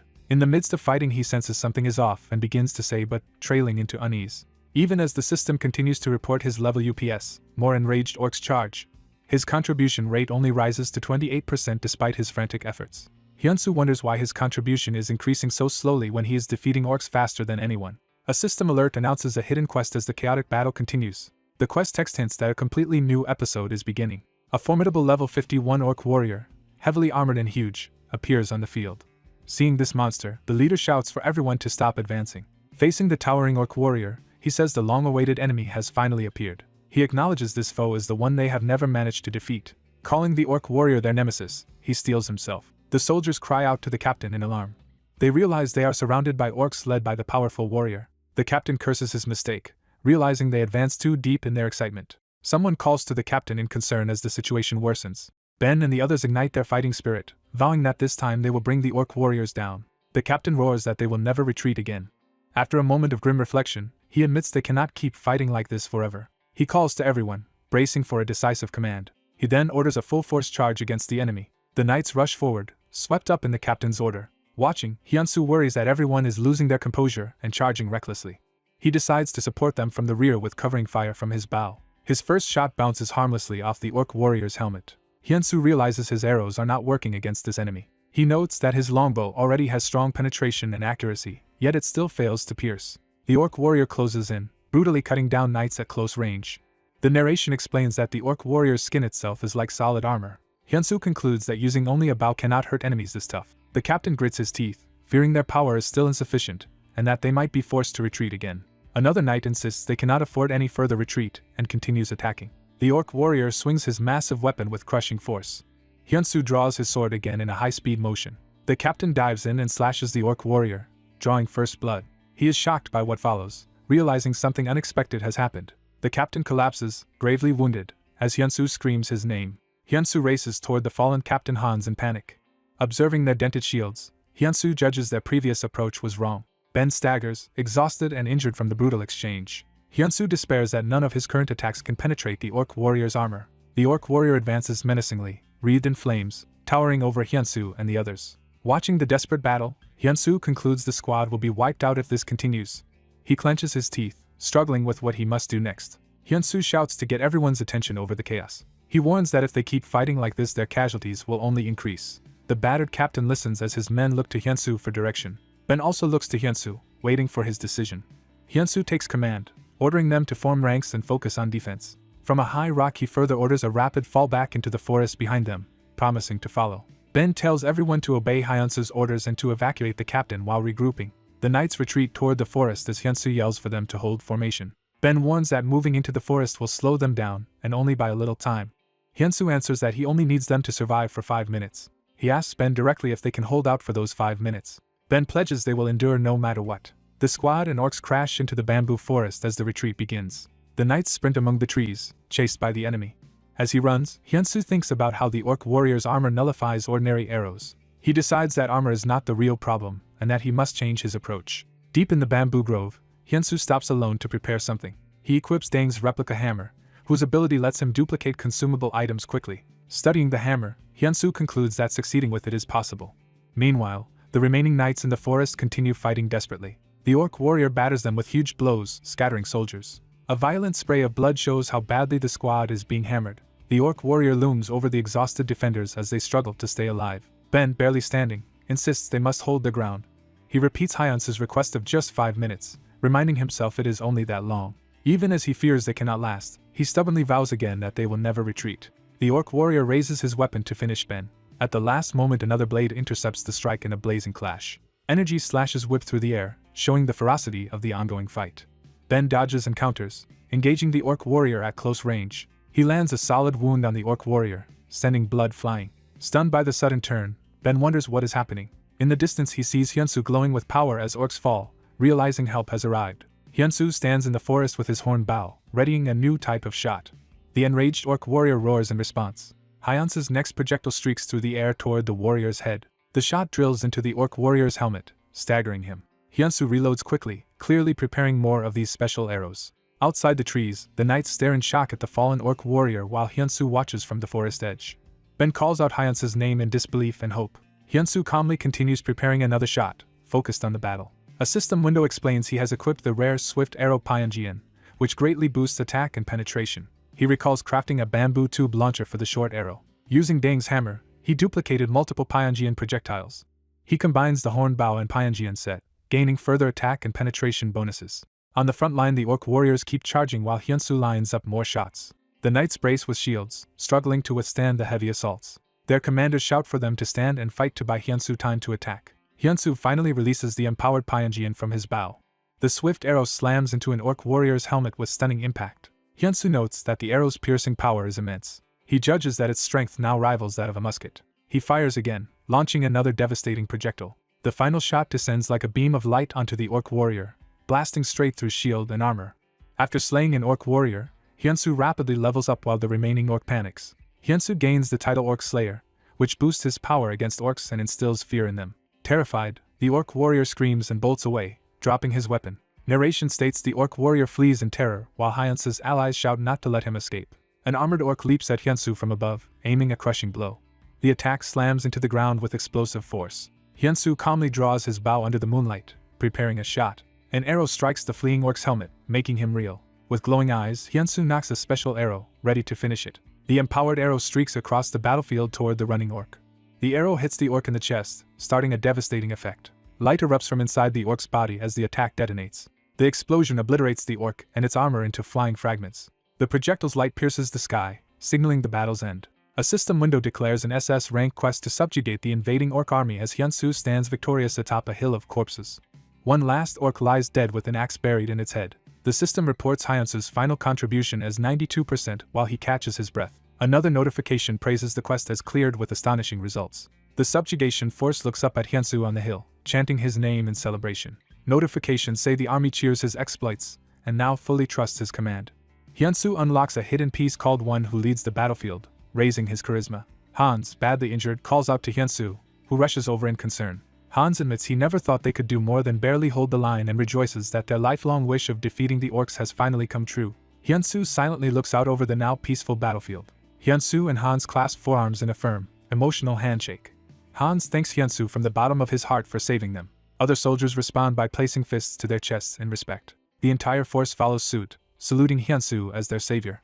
Hyunsu touches his chest in return, acknowledging their respect. Smiling, Hyunsu thanks everyone as well. A notification announces the additional trial is complete as light engulfs the hill. Hyunsu decides it is time to return to the blacksmith's tower. In chibi form, he awkwardly wonders how they are supposed to get back. The scene shifts to the imposing central tower, Hall of Blacksmiths. Within the tower, a stern man declares that the Tower of Blacksmiths has fallen into decline. The gathered masters lament that knights take all the glory while only the greedy seek out blacksmiths. Another master says they need someone with a true blacksmith's soul. Dang begins to say they need someone who qualifies. He explains they seek someone worthy to wield the divine sword before them. Dang recounts that many candidates failed to fulfill the god of blacksmith's prophecy that a successor would restore prosperity. He notes that among all Tower Lords, only Great Dang has earned the right to test the sword. Coulson, Lord of the Bao Blacksmiths, questions whether this whole choice is just a trick of the supposed chosen one. Coulson angrily objects that the right to test the sword is being given to a mere young foreigner. Dang reminds Coulson he already outlined in his letter that the candidate legitimately passed their test. Dang defends Hyunsoo, saying that despite having no formal profession he led soldiers and with blacksmithing alone annihilated orc warriors. The other masters are shocked to hear the orcs were annihilated by someone without a profession. Dang explains their test was designed from the prophecy that the god's successor would be stronger than anyone, and the sword will give the final verdict. He repeats to himself with anticipation that this sword will reveal the truth. A servant informs Lord Dang that Hyunsoo has arrived at the hall. The great doors glow as Dang acknowledges and orders preparations. Dang commands that Hyunsoo be brought before the sword. Hyunsoo's footsteps echo as he enters the sanctum. He reaches out to the massive doors to step inside. Bathed in light, Hyunsoo strides confidently into the hall where the masters await. Dang welcomes him, stating he has earned the right to enter the blacksmith's sanctuary. Hyunsoo's silhouette stands before the council and the floating sword as they observe him. Dang further declares Hyunsoo has also earned the right to challenge the sword of prophecy itself. Dang warns that everything will be decided the moment Hyunsoo grasps the sword and promises a fitting reward afterward. Hyunsoo muses that since he even cleared an extra SS rank quest, perhaps the reward will be a legendary class advancement. Dang congratulates him for reaching such a glorious place with the Tower Lords.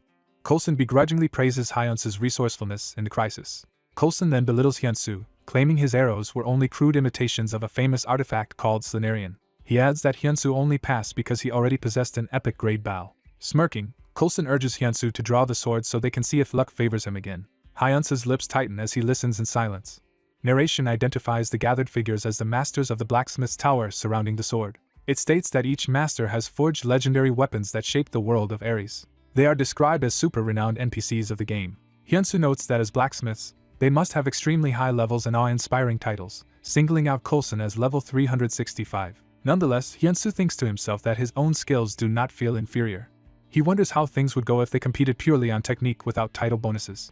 As he prepares to say he can do it, the sword of prophecy suddenly moves on its own. The sword erupts with power and slams point first into the ground. Dang and another master rush forward in alarm at the sudden phenomenon. The sword explodes into pure energy, shards and light scattering. A column of blinding light engulfs Hyunsoo while the others are blasted back. Hyunsoo panics as the sword's power wraps around him and merges into his body. Stunned, he clutches his glowing torso and stammers, wondering where the sword went. Dang runs up, exclaiming that events are unfolding exactly as expected. He grits his teeth in overwhelming emotion.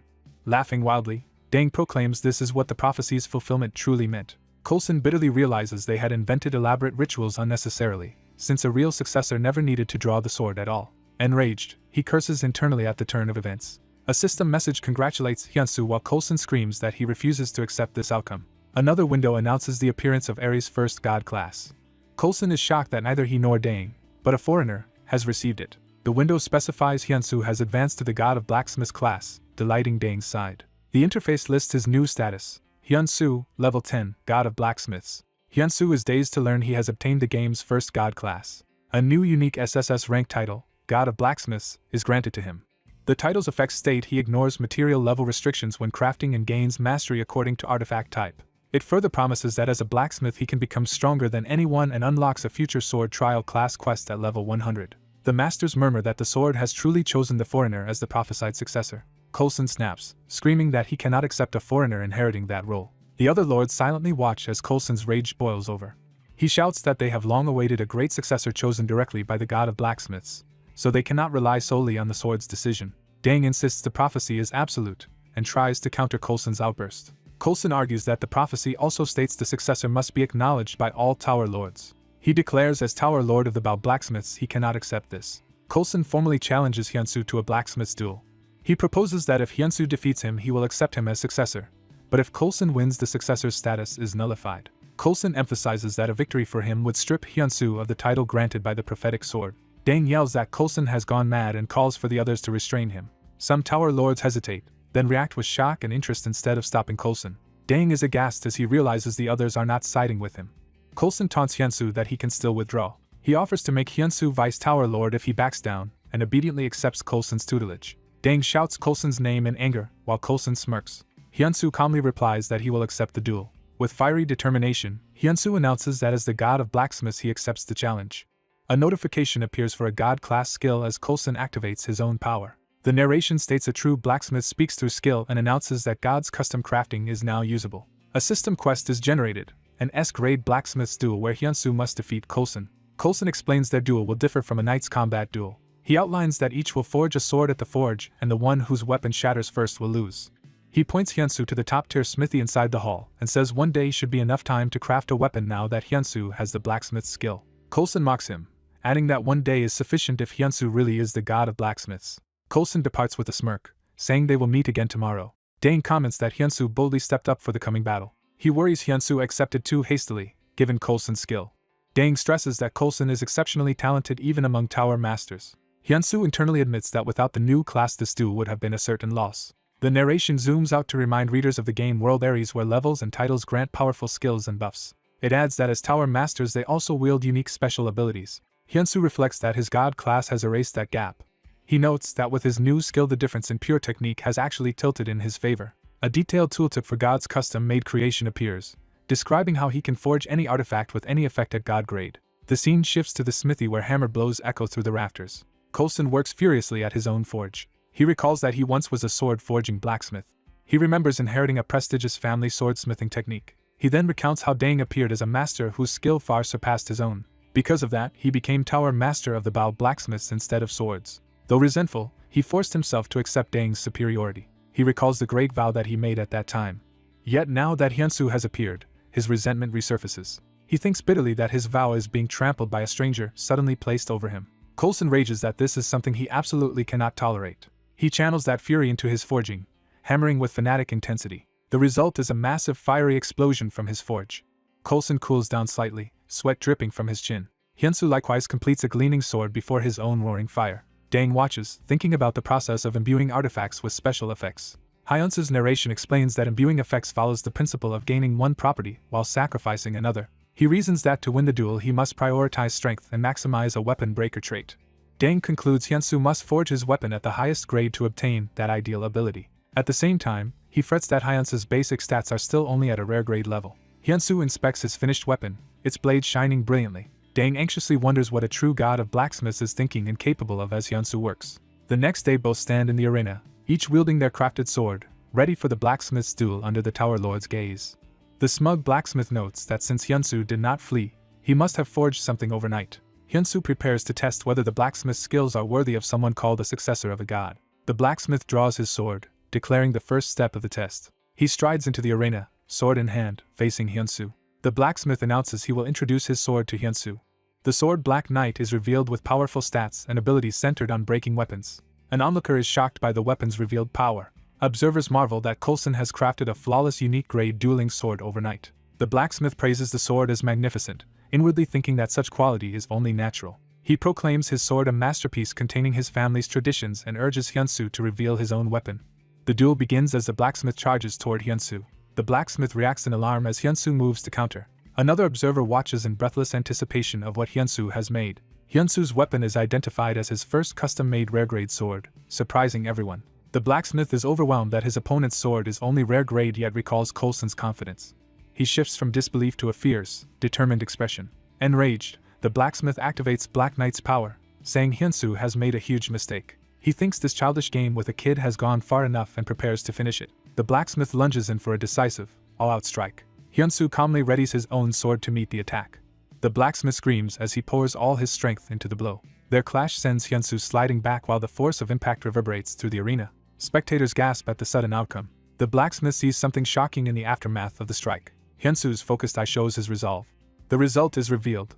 The blacksmith's powerful sword has been severed. The blacksmith staggers, unable to comprehend what just happened. He asks in disbelief if Hyunsu is the one who broke his sword. Hyunsu begins explaining his view on swords. He states that swords cannot be judged solely by their grade. The details of Hyunsu's rare sword show its special ability to cut other swords, but with limited durability and no repair. A memory surfaces of someone predicting that someday the god of blacksmiths would come to this land. In a childhood flashback, a master tells a young apprentice that a revolutionary teacher will appear and that meeting him is an opportunity open to all. The child excitedly asks his father if becoming a great blacksmith could let him receive that god's teachings. In the present, the kneeling blacksmith wonders if he can now receive such teachings from Hyunsu. The elder blacksmith Meng reflects that merely breaking a sword is not enough to convince tower masters, so he resolved to create a sword that cuts swords. Someone questions whether such a feat is even possible. Meng explains in the forge that crafting an artifact of that level is extremely difficult. He continues that success depends on the blacksmith's skill, effort, and technique, which determine the effect's value. Meng thinks that bold, unconventional decisions plus the knowledge to realize them are what make a true god of blacksmiths. He concludes that Hyunsu possesses all of those qualities. The defeated blacksmith whispers, "God of blacksmiths." As realization dawns, he longs to become capable of forging a sword like Hyunsu's. Hyunsu smiles kindly in response. The blacksmith recalls the teaching that the word impossible does not exist. Tears well in his eye as the lesson sinks in. Kneeling, he introduces himself formally as Coulson, tower master of the Bao blacksmiths. Coulson bows before Hyunsu, greeting him as the god of blacksmiths while a system message confirms the blacksmith's dual quest is cleared. The scene shifts to the imposing blacksmith's tower. Later, inside the arena, Coulson calls out to Mr. Hyunsu. Coulson and Meng present Hyunsu with a chest, asking him to accept their gift. Opening it, they reveal the first reward, 500 gold coins. Hyunsu happily wonders if this treasure is the quest reward. Next they present a glowing scroll, explaining it contains a legendary Bao recipe handed down through the tower masters. A notification states Hyunsu has obtained the legendary Bao recipe, one of the blacksmith's tower's 10 treasures. Coulson explains that this incomplete Bao design is something he could never finish, and thus is entrusting it to someone destined for great power. Meng adds that now that the god of blacksmiths has appeared, they will rededicate themselves and ask Hyunsu to do the same. They urge Hyunsu to aim for the pinnacle of power. The narration encourages him to explore the wider world. Hyunsu vows that the growth of a god begins now. The story returns to modern reality, showing the convenience store street where Hyunsu lives. He and Meng toast with beer outside the store. Meng laughs that he is drinking beer bought by Hyunsu and celebrates his friend's god-class advancement. Meng admits he recommended the game Ares so Hyunsu's skills would not go to waste but never expected such talent. He remarks that after all Hyunsu's hardship at the forge, things are finally looking up. Meng asks what is special about a god class, and Hyunsu answers that nothing dramatic has changed yet. Hyunsu says his more pressing concern is paying his father's growing hospital bills. Meng reports that the new medicine Hyunsu inquired about is not insured and will cost at least 20 million won. He adds that Hyunsu's own burn treatments will also be expensive. Meng warns that relying only on his class will not make enough money, since stamina limits how many artifacts he can craft and sell, so he must level up and gain fame. Hyunsu silently repeats the phrase about a god's growth starting now, digesting Meng's advice. Meng explains that Hyunsu needs to befriend the most famous players in Ares to earn better rewards and items, then use them to forge top-tier artifacts. Hyunsu ponders the idea of befriending famous people. Meng says he has an idea to achieve that and tells Hyunsu to wait and see. Imagining his again warrior persona, Meng promises to rack up great achievements and carry Hyunsu. Hyunsu jokingly tells Meng just to avoid getting fired from his job, which Meng indignantly protests. Meanwhile, an Ares user forum buzzes with posts about a player named Lord obtaining a legendary class. Users point out that Lord, long stuck at rank 21, has finally broken through. They marvel that he has become a legendary class and tease that there is more to the story. Images show Lord in a blazing, fiery form, emphasizing his newfound power. A close-up highlights Lord's intense, flamelit gaze. Forum chatter reveals the truly shocking news is that Lord defeated the Sword King Barrett, whom no one had even managed to hit before. Readers wonder how Lord accomplished this feat. A flashback shows Barrett failing to land a blow as Lord dodges easily. Barrett is shown desperately attacking, drenched in sweat. Even the Sword King is seen with a surprised expression. Lord stands calmly with his flaming sword clearly in control. Back in reality, Hyunsu contemplates the massive monthly sum of 30 million won needed, thinking about the burden. On his way into the hospital, he reminds himself that he must pay his father's overdue bills that day. He realizes that even with recent quest rewards and auction profits, he still cannot cover everything and cannot allow his father's treatment to stop. Suddenly his phone beeps, drawing his attention. His eyes widen in shock at what he sees on the screen. The auction shows Hyunsu's first custom-made sword sold for over 53,000 gold to the user Lord, astonishing him. Hyunsu rushes to the hospital billing desk, urgently calling out. Breathless, he declares that he wants to pay off the hospital bill due that day in full. He resolves that because of this, he can never quit playing Ares. A chat message from Lord thanks Hyunsu profusely for the sword that let him clear Barrett's trial. Lord explains that if others understood the weapon's value, they would see that 50 million won was cheap. He describes how the sword allowed him to strike Barrett's blade and create an opening in battle. Even the mighty Sword King looked surprised when his guard was broken. Lord, the king of the Goyard Kingdom, is formally introduced. The message reveals that Sword King Barrett is now waiting for Hyunsu and wants him to forge a sword. Hyunsu, stunned, repeats Barrett's name as he reads. Lord urges Hyunsu to go and meet Barrett. Hyunsu looks up at the sky, seized by the enormity of the opportunity. He realizes that if he succeeds, he can pay for his father's hospitalization and new medicine, solving everything. Determined, he vows to meet Barrett and accomplish his goals. He adds another objective to his resolve: find the lost forge. The narrative shifts back toward the fantasy world city skyline. A polished shoe steps down, signaling the arrival of someone important. A sharply dressed, imposing man emerges from a car. He approaches an old forge, remarking on the oddity of a blacksmith's workshop in modern times. This man calls out to Hyunsu, reminding him that only a month remains on their agreement. Night falls over the city as the scene transitions. Lights shine from Hyunsu's apartment as something unexpected happens inside. On the phone, Hyunsu learns with dismay that he cannot meet Barrett yet. A voice on the other end scolds him, saying a level 10 newbie cannot expect to meet a king just because he has a god class. The caller explains that to meet high-status NPCs like Barrett, Hyunsu's level and fame must also be high. Specifically, Hyunsu is told he must reach at least level 200 to meet Barrett. However, the caller notes there is still another way: the Goyard Martial Arts Tournament.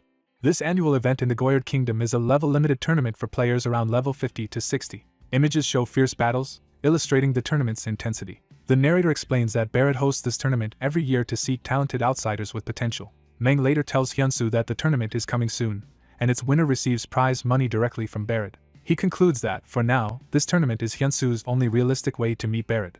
The story jumps back into Ares, where a wagon travels through a forest.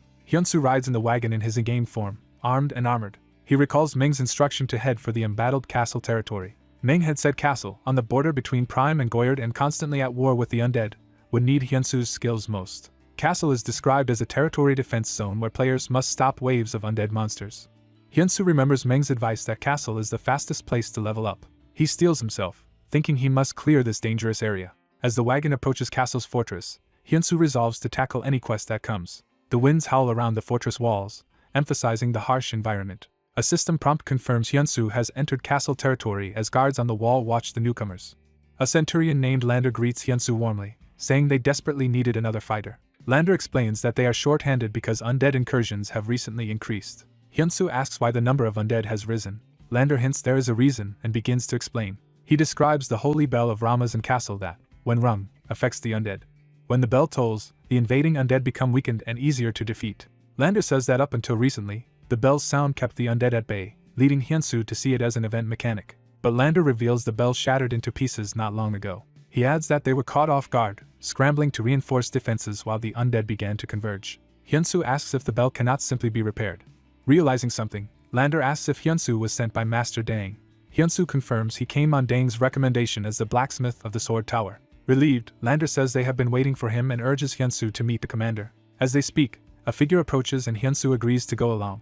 The Castle Knight's commander, Cal, appears and verifies that Hyunsu was truly sent by the Great Dang. Lander confirms this to Cal and explains that Hyunsu has come specifically to see the Bell of Rama's in person. The Knight commander explains that even Master Craftsman Dang declared the Bell of Rama's impossible to repair. Hyunsu and a nearby knight react with shock to this claim. The commander reveals the Lord has already hired many experts in secret, but all judge the broken Bell of Rama's an irremediable artifact. He adds that only one craftsman still searches in castle for a way to fix it, though he thinks this effort is futile. The commander notes that this person is around level 290 yet cannot repair it, then asks Hyunsu what level he is. A system window pops up saying the Knight commander has requested access to Hyunsu's level information. Hyunsu answers that he is only level 13, stunning the others. The commander, sweating, tells Hyunsu he appreciates his intention to help. He urges Hyunsu to go somewhere more appropriate for his low level, warning that castle territory now faces imminent destruction. He says the day the main undead army advances will be their final judgment. Declaring it his duty, the commander vows to protect the lord and the people of castle until the end. Inspired, Hyunsu answers that he must also carry out his own duty. A knight suddenly shouts for the commander's attention. The messenger reports that undead forces have begun invading the eastern wall. Another alarm calls out that a massive swarm of ghouls is approaching.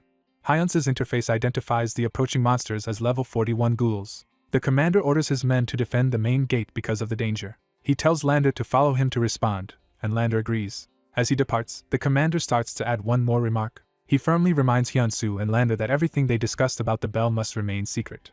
Hyunsu agrees to keep their conversation confidential. Remembering his previous orc battle, Hyunsu judges that defending against the ghouls should be possible and receives a territory defense quest to protect the gate. The ghoul army shrieks and rushes the city's main gate. The monsters pile against the walls in overwhelming numbers while defenders ready themselves.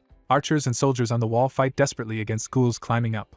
Lander explains that undead are hard to kill without holy weapons, so they must keep striking the same spot repeatedly. Hyunsu fires a powerful, glowing shot.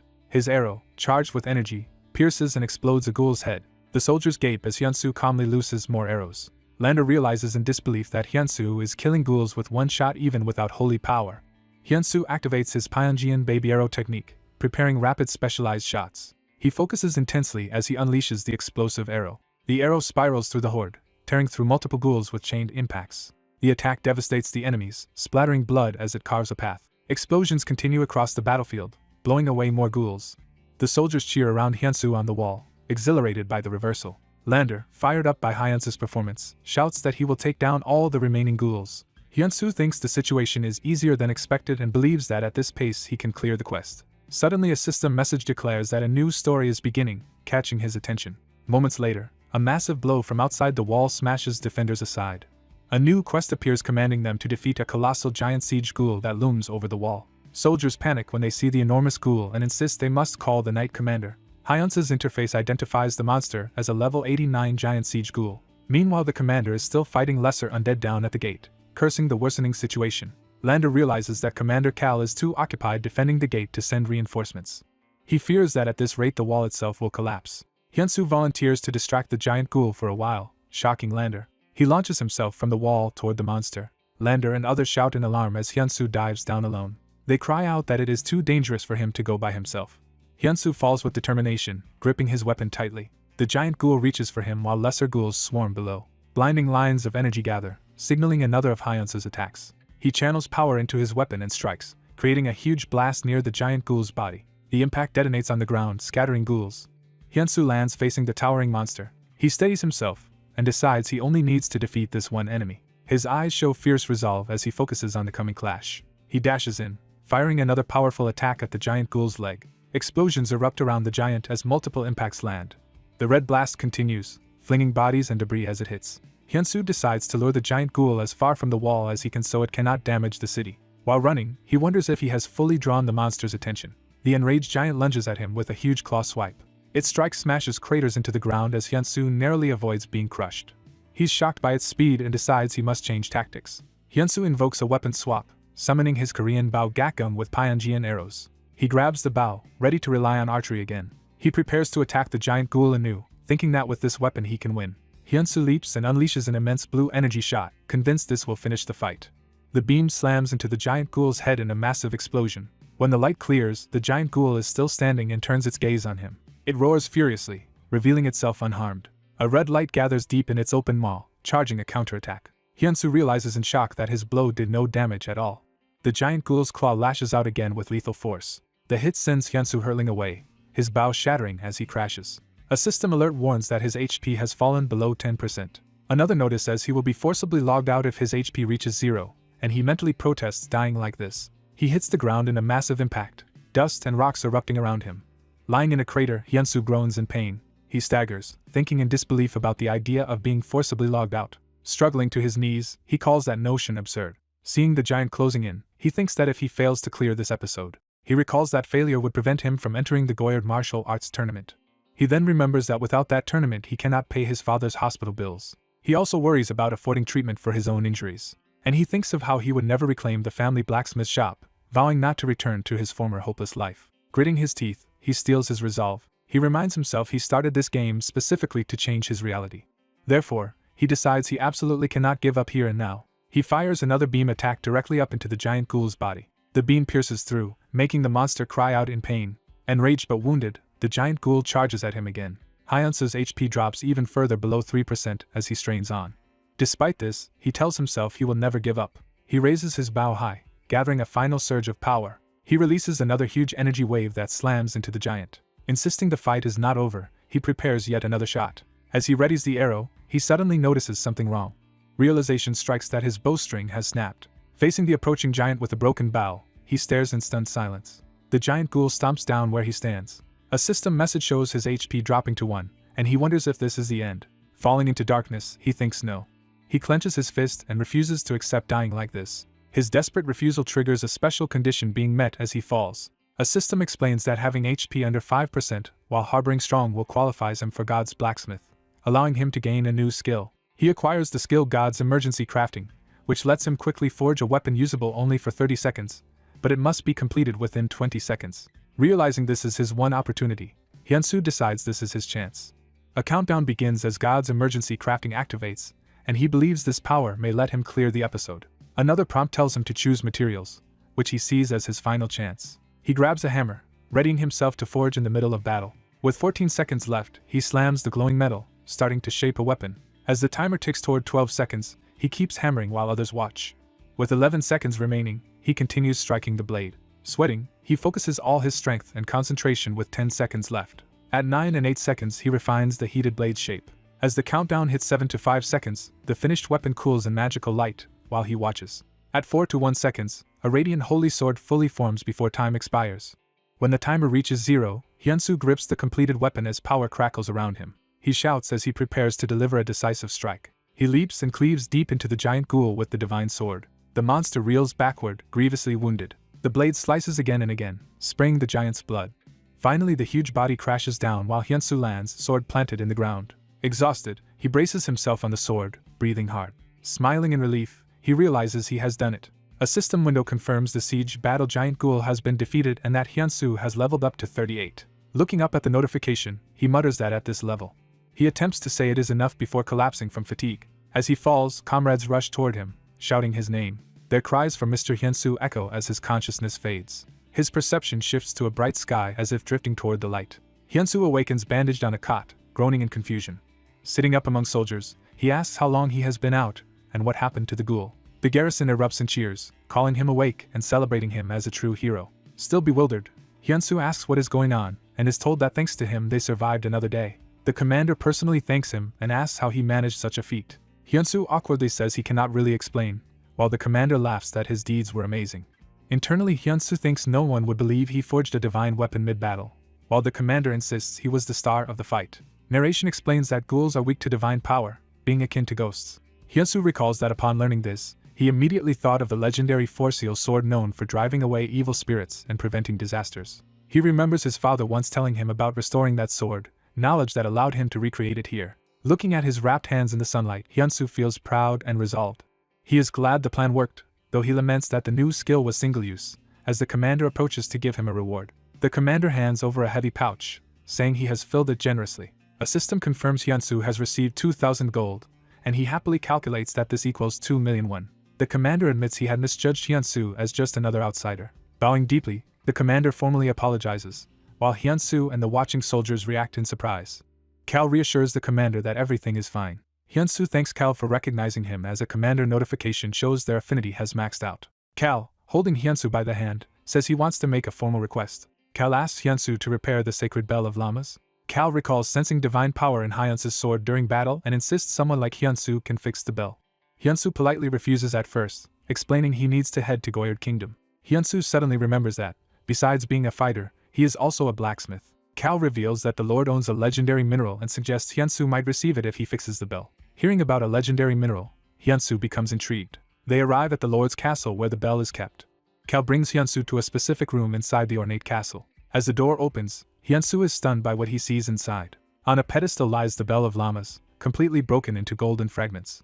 Hyunsu internally panics, realizing the bell is not just damaged but utterly shattered. Cal, still hopeful, asks if he can rely on Hyunsu's promise to recreate the bell, while Hyunsu thinks the damage is worse than expected.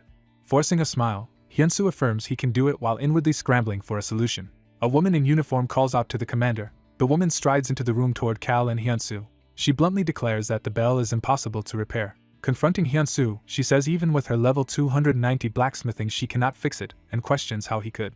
She leans in, beginning to accuse him. She fully voices her suspicion, calling Hyunsu a fraud. In another scene, the same woman tells her guild master she is quitting the guild. The Golden Shield guild master Rune is shocked by Nell, or team leader Kim, suddenly announcing her departure.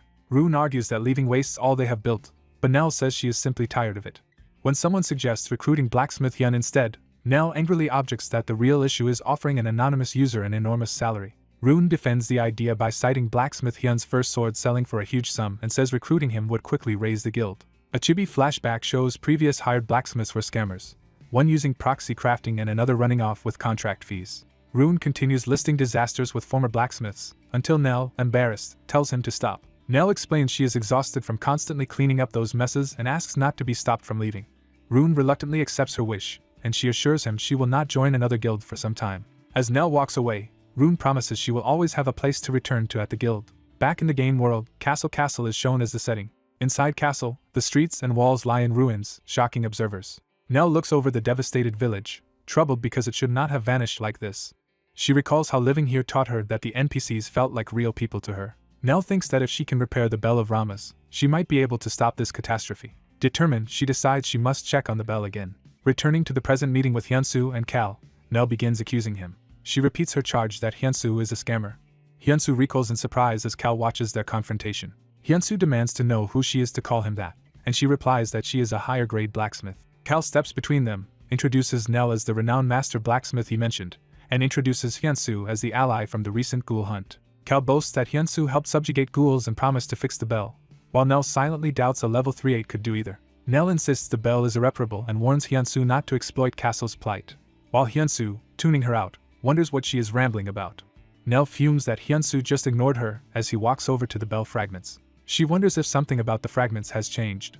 Hyunsu's system message confirms the Bell of Ramas is imbued with divine power and officially labeled impossible to repair, which matches Nell's belief. Hyunsu grips a metal cylinder, thinking there is no conventional way to fix the bell. He suddenly smashes the bell fragments with the tool, shocking everyone. Nell screams in horror, demanding he stop what he is doing. As she grabs his arm mid-swing, Hyunsu calmly states that restoring the bell is actually possible. Smiling with certainty, Hyunsu declares that restoration is indeed possible. Nell, still agitated, shouts that the bell is classified as an irreparable artifact. At that moment, a soldier rushes in calling for the commander. He reports that hordes of undead are currently pouring into Castle. Cal and the others react in disbelief to the sudden invasion. Hyunsu hears a system chime and first thinks it is a quest, then realizes it is something else. A global message announces that the Castle territory update is beginning and that, in a set time, the land will become the territory of the undead. Nell realizes the update means Castle is truly being transformed into an undead territory. She despairs that this might be the end, but Hyunsu asserts they can still stop it by making the bell. Doubting, Nell asks how they can recreate such a bell, and Hyunsu calmly insists it is possible. Hyunsu reminds her she wanted to protect Castle territory, and urges her to act on that resolve. Moved, Nell admits he is right but asks how they can actually manage it. Hyunsu stores the fragments in his inventory and tells them to follow him. Clenching his fist, Hyunsu rallies them with the vow to protect Castle. Cal entrusts Hyunsu with repairing the bell and promises that he and the knights will buy as much time as possible. Hyunsu agrees and returns the trust. Drawing his sword before his men, Cal shouts for them not to lose hope and to fight to the very end. Leading the troops into the streets, Cal orders them to hold out a little longer. Cal cries that they must protect Castle as he charges into battle. Elsewhere, the sun sets over the blacksmith district, where Hyunsu will work. Hyunsu and Nell enter the sprawling forge with the bell fragments ready on a table. Nell asks Hyunsu what specific plan he has for recreating the bell. Hyunsu explains that when he shattered the fragments, the divine power remained, meaning the material itself holds the divinity. He decides to melt the material and cast an entirely new bell, expecting the divine power to become even stronger in a completed form. Nell remarks she has never seen such a skill, but Hyunsu says you do not need special skills to repair something. He states that humans have 2 hands for a reason and orders that they start by melting the divine material in the furnace. Watching him labor manually, Nell marvels that he intends to do everything by hand in this era. When Hyunsu heads deeper into the forge, he asks Nell if she is coming along. Smiling, he admits the work is far too much for one person and implies he needs her help.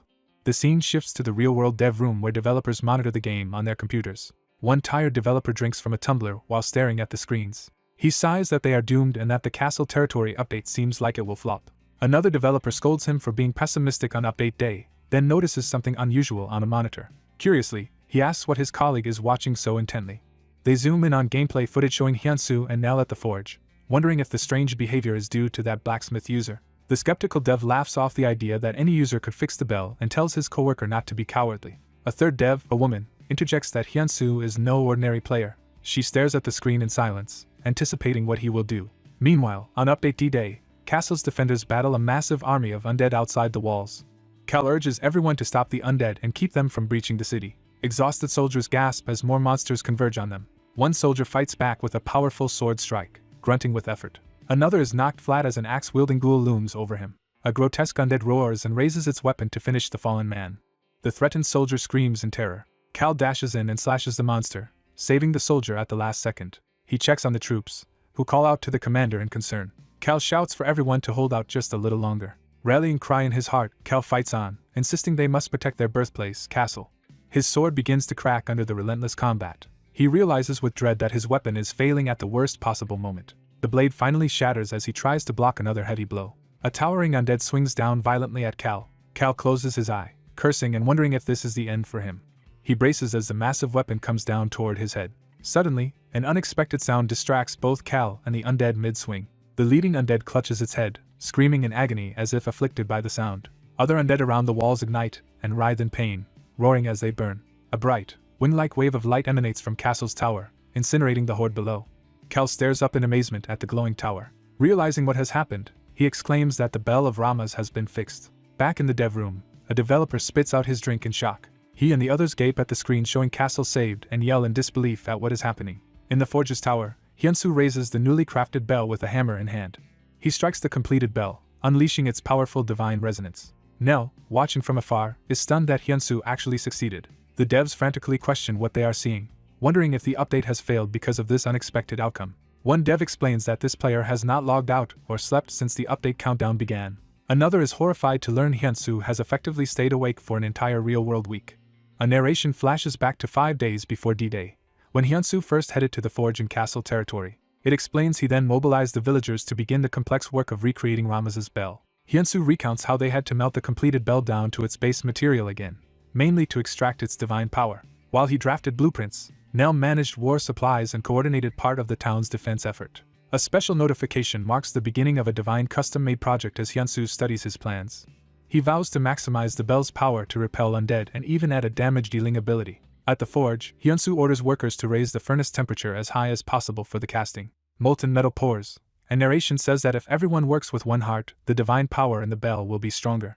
Hyunsu warns that no impurities can enter the melt as everyone stirs carefully to protect the territory. A burst of light signifies that stronger divine power is indeed being imbued into the metal. On D4, workers pour the glowing metal into a massive mold for the new bell. Later, Hyunsu hammers away at the hardened exterior, revealing the bell inside as Nell watches. On D3, the exhausted villagers and knights collapse around the forge from overwork. On D2, even Nell is shown nodding off from fatigue. On D1, a loud noise startles Nell awake. She rubs her eyes, realizing she had fallen asleep despite trying to keep watch. Looking up, she sees Hyunsu still tirelessly working on the nearly finished bell. The narration notes that he has continued hammering the bell for several days without rest. A system message triggers, indicating Hyunsu's apprentice title is activating as he works. Another message confirms she has witnessed the process of a master blacksmith and that her own high-grade blacksmith mastery has risen significantly, leaving her stunned. Hyunsu remarks that it was noisy in the forge yet Nell somehow slept soundly, while she protests she did not sleep that long. Since only finishing work remains, Hyunsu tells her she can rest, but she asks if she may question him. Nell nervously guesses that he is actually the famed blacksmith Hyun. Hyunsu looks at her silently, preparing his answer. With a faint smile, he prepares to respond. He confirms with a simple yes, all while resting his hand proudly on the new bell. Bathed in golden light, Hyunsu presents the completed bell to Nell, who approaches in awe. A close-up shows Nell overwhelmed and moved by the sight. She admits that calling the bell beautiful is an understatement, and repeats that it is truly beautiful. As a system window appears above them, Hyunsu and Nell stand before the radiant new bell of Ramas, awaiting the next notification. A unique second custom-made bell with infinite durability and anti-undead abilities is recreated, restoring a once-lost artifact. Nell learns the bell was recreated and wonders if that explains its increased power. The local craftsman marvels that he has never seen anyone achieve such a feat before. Standing before the finished bell, Nell addresses Hyunsu with awe. Overwhelmed, Nell suddenly grabs Hyunsu's hands, shocking him. Blushing excitedly, Nell begs Hyunsu to stay by her side from now on, leaving him bewildered. When Hyunsu asks if she is confessing, Nell flusters and denies it loudly. On D-Day, Hyunsu strikes the bell, activating its power. The bell's sound spreads across the city in a powerful shockwave. Undead monsters and afflicted people are engulfed in purifying flames, screaming as they burn. The undead army continues to writhe and disintegrate in the spreading holy fire. Exhausted soldiers watch the flames consume the enemies as they catch their breath. A system message declares that crafting the new bell has annihilated the undead and allows blocking the update to create a new story. Hyunsu celebrates that they finished in time and feels relieved their effort was not too late. His accumulated fatigue triggers the abnormal status of fainting, and he collapses. Hyunsu falls unconscious beside the bell as Nell runs over, calling his name. From his fading perspective, Nell frantically asks if he is all right and screams his name. A quest window announces the bell repair quest is complete as Nell holds Hyunsu in her lap. Another window states that Hyunsu's quest reward is being changed while he rests. Online messages mockingly discuss the mysterious blacksmith Hyun, not realizing who he is. An update report shows the castle territory patch failed because the bell existed before and after the change. Viewers realize the famous Hyun who repaired Ramas's bell is the same Hyun they had been discussing and praise his feat. Hyunsu's Forge account suddenly gains a flood of new followers. The scene shifts to morning sunlight streaming into Hyunsu's room. Hyunsu wakes up to the sound of constant notifications and wonders why it is so noisy. He checks his interface and is shocked to see Hyun's Forge has over 101,000 followers. He exclaims in disbelief at the follower count while staring at the glowing screen. Nell reflects that engraving Hyun's name on the bell turned out to be a smart decision. She notes that from now on every visitor to castle territory will see that bell bearing his name. Hyunsu, now up from bed, invites a visitor into his room. The bandaged captain happily announces their territory's benefactor is awake and that the Lord has approved Hyunsu's reward. He presents a heavy bag of 330,000 gold, which the system confirms Hyunsu has obtained. Hyunsu mentally converts the amount to 330 million won and realizes this money lets him contact someone important. As Hyunsu processes the fortune, the captain and a priest watch him in satisfaction. The priest smiles and says such a benefactor deserves this scale of reward. He opens a chest and explains that the Lord has ordered him to bestow a special item on Hyunsu, leaving Hyunsu stunned. The system reveals that Hyunsu has obtained the legendary mineral orichalcum. Hyunsu thanks them, but the captain insists they are the ones who owe him gratitude. The captain explains that unlike other outsiders, Hyunsu did not abandon them and instead protected their territory. Bowing deeply, the captain thanks Hyunsu again for what he has done. Feeling the captain's sincerity, Hyunsu modestly replies he only did what was necessary, comparing the earnestness of Ares' people to real-world people. Hyunsu then says he must briefly return to his own world, which the captain accepts with understanding. Hyunsu logs out, vowing to reclaim his forge, as a system message confirms his logout. Watching him vanish, the captain and priest remark on how fascinating outsiders are. The story shifts to the next day in Jeonju, where two men stand outside a traditional house. One man checks his phone and sees a notification that 330 million won has been deposited by Kang Hyunsu. The scarred man, Hyunsu, smiles emotionally, realizing the transfer went through. The other man, real estate investor Kang Hyuksu, praises Hyunsu's accomplishment. A flashback begins, set 1 year earlier, showing a photo of the forge before the fire. In an office, Hyunsu and Hyuksu sit across a table as they negotiate. Hyuksu states the total compensation for the fire-damaged property comes to 330 million. He remarks that the fire was severe, and Hyunsu confirms it was. Hyuksu tells him the money should at least cover hospital bills and excuses himself due to time constraints. Despairing, Hyunsu wonders aloud if he will ever be able to buy back the forge. Hyuksu pauses in surprise and asks what Hyunsu just said. Hyunsu asks if, by somehow raising the money, Hyuksu would sell the forge back to him. Hyuksu points out that purchasing the nearly destroyed forge would be more expensive than buying a new place. Hyunsu insists it has to be their original forge, not any other building. Crying, he explains that the forge holds precious memories with his late father. Hyuksu considers this, calculating how long it would reasonably take to raise the money. He decides that, at best, it would take 1 year. Hyuksu offers Hyunsu exactly 1 year as a grace period, warning that afterward he will sell the property immediately. Overjoyed, Hyunsu repeatedly thanks him and hopes he can contact Hyuksu first when that day comes. The flashback connects to the present, reiterating the deposit message from Kang Hyunsu. Back in the present, Hyunsu tells Hyuksu he really managed to pull it off. Hyuksu, formerly identified as a real estate investor, again praises Hyunsu's achievement. Standing in the yard of the damaged forge, Hyunsu admits he knew his request was unreasonable. He notes that a 1 year grace period was only an estimate, and that most investors would have already sold the place, yet Hyuksu kept his promise. Hyunsu asks why Hyuksu showed such generosity. Hyuksu places a reassuring hand on Hyunsu's shoulder, preparing to explain. He says Hyunsu was the first person who ever tried to buy back a property they had already sold him. Hyuksu had wanted to cheer on this unusual client who refused to give up. This sincerity moves Hyunsu to the verge of tears. Hyunsu thanks him loudly, but Hyuksu replies that he is the one grateful Hyunsu kept his promise. Hyunsu thinks that thanks to this grace period he was able to hold on to the dream of reclaiming the forge, and now wants to repay Hyuksu. He hesitantly asks if Hyuksu knows the game Ares. Hyuksu laughs that everyone knows that game these days. Hyunsu explains he works as a blacksmith in Ares and wants to craft an artifact as a gift. Hyuksu excitedly asks if Hyunsu can make a fully custom item of any type or level. Hyunsu smiles and confirms that he can. He promises to make Hyuksu anything he wants inside the game. The scene shifts back to the bustling fantasy city where repairs and trade have resumed. A signboard shows Hyunsu heading to a pub. He steps inside, his boots echoing on the wooden floor. Hyunsu enters the warmly lit pub, looking around. Nell waves him over to her table. She notes this is their first meeting since the undead were defeated, and he agrees. Jokingly, Nell says he is hard to track down, then assures him she is just teasing when he apologizes. Nell formally introduces herself as the former strategy team leader who built the Golden Shield Guild into its current status. Over a flashback of the bell, she narrates that from that day she became certain of Hyunsu's potential. She tells him she believes he will one day rank among the top players in Ares. Therefore, she says that if he ever forms his own guild, she wants to be the very first member of that future guild, extending her hand to him. Hyunsu teasingly reminds her she once accused him of being a scammer, making her flustered and apologetic. Nell insists anyone would have misunderstood back then and tries to steer the conversation back to her proposal. Hyunsu laughs that he is only kidding as they seal their partnership with a handshake. He tells Nell he looks forward to working with her, formally accepting her as an ally. Before moving on, Hyunsu adds that there is one more thing. Nell suddenly shouts in shock at something he says, startling the nearby patrons. A fiery image of the legendary Sword King Barrett is shown, heralding Hyunsu's next goal. Nell yells that Hyunsu plans to meet Barrett, the Sword King and one of the top 10 legends.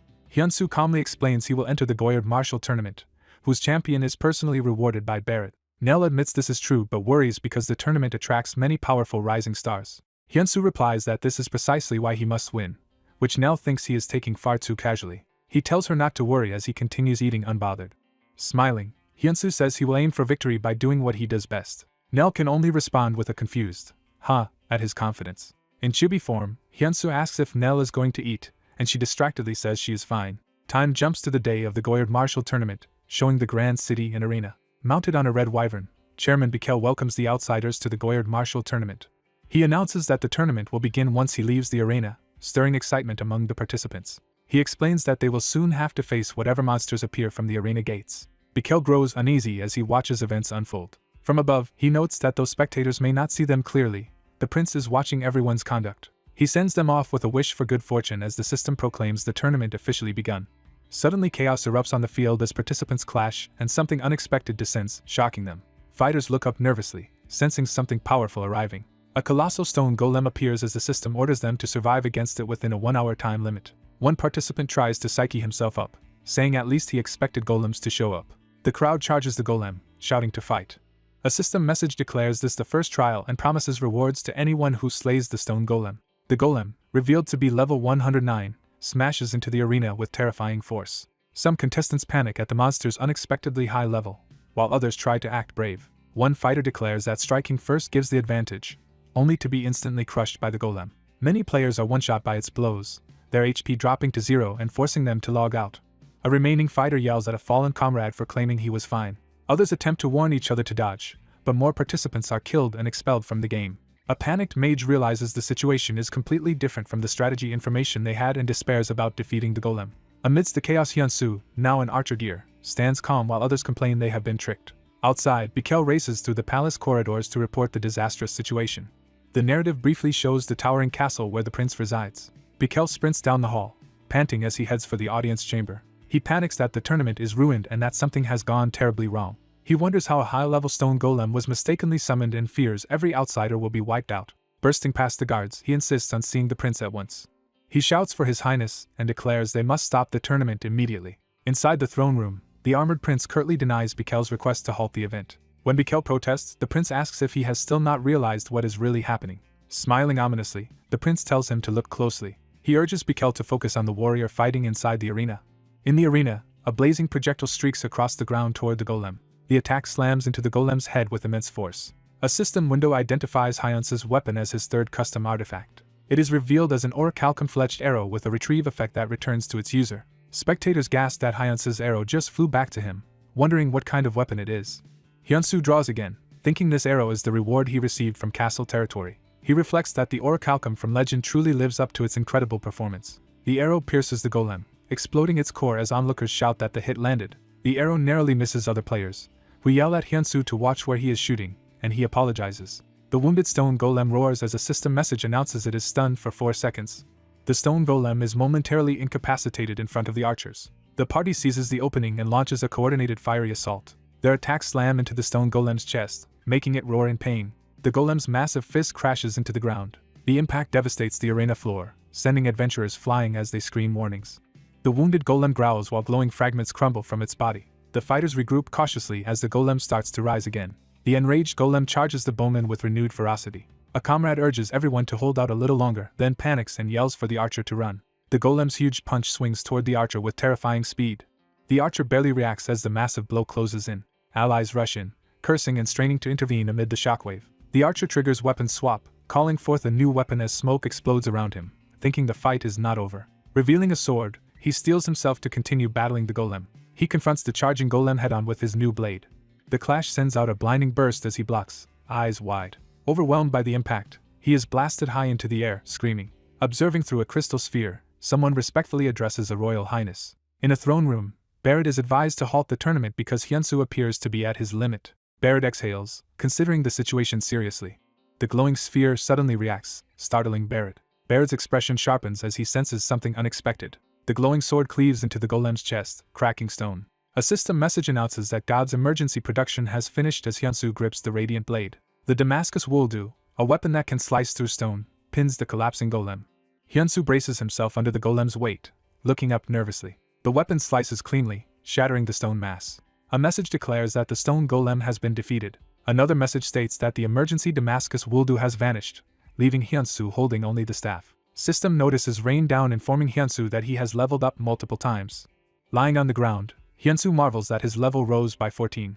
A nearby participant, stunned, remarks that Hyunsu actually defeated the golem.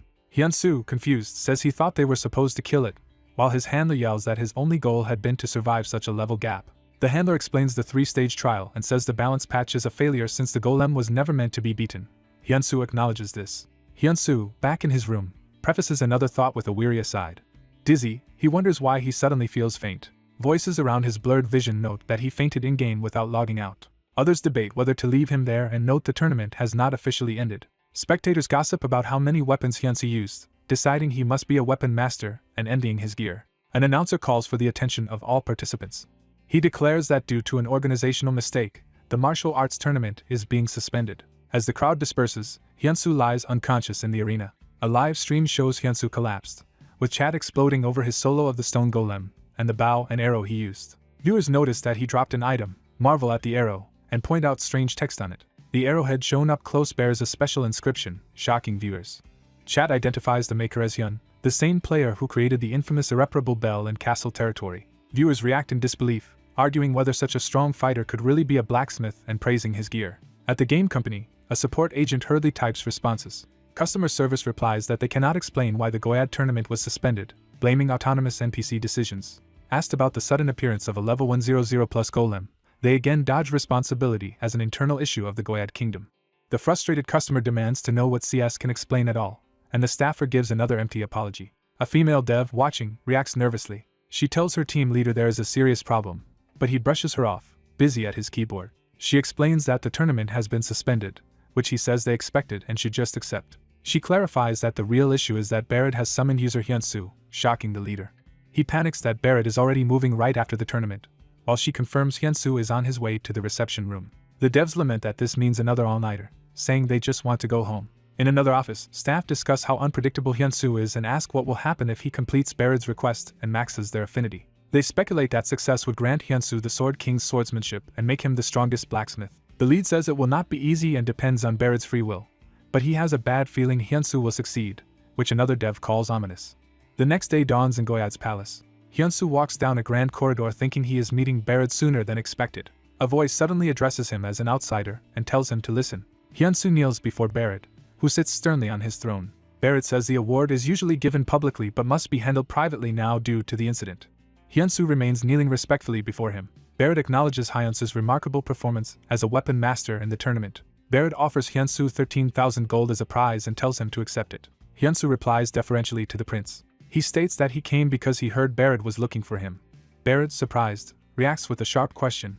A knight calls Hyunsu insolent for speaking so casually, insisting such arrogance is intolerable. Hyunsu identifies himself as Blacksmith Hyun, while knights still call his manner disrespectful and move to remove him. Barrett raises a hand and orders them to stop. Barrett declares that Hyunsu is the guest he has been waiting for.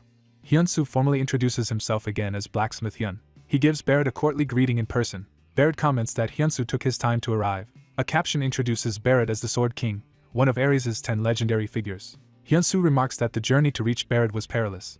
Barrett says Hyunsu surely knows why he has been summoned, and Hyunsu agrees. Hyunsu states that Barrett wishes to commission a sword from him. Barrett smiles faintly and confirms this. Barrett explains that his request has stumped the kingdom's top blacksmith and the master of the Sword Tower. He then asks on what basis he should entrust such a difficult task to Hyunsu.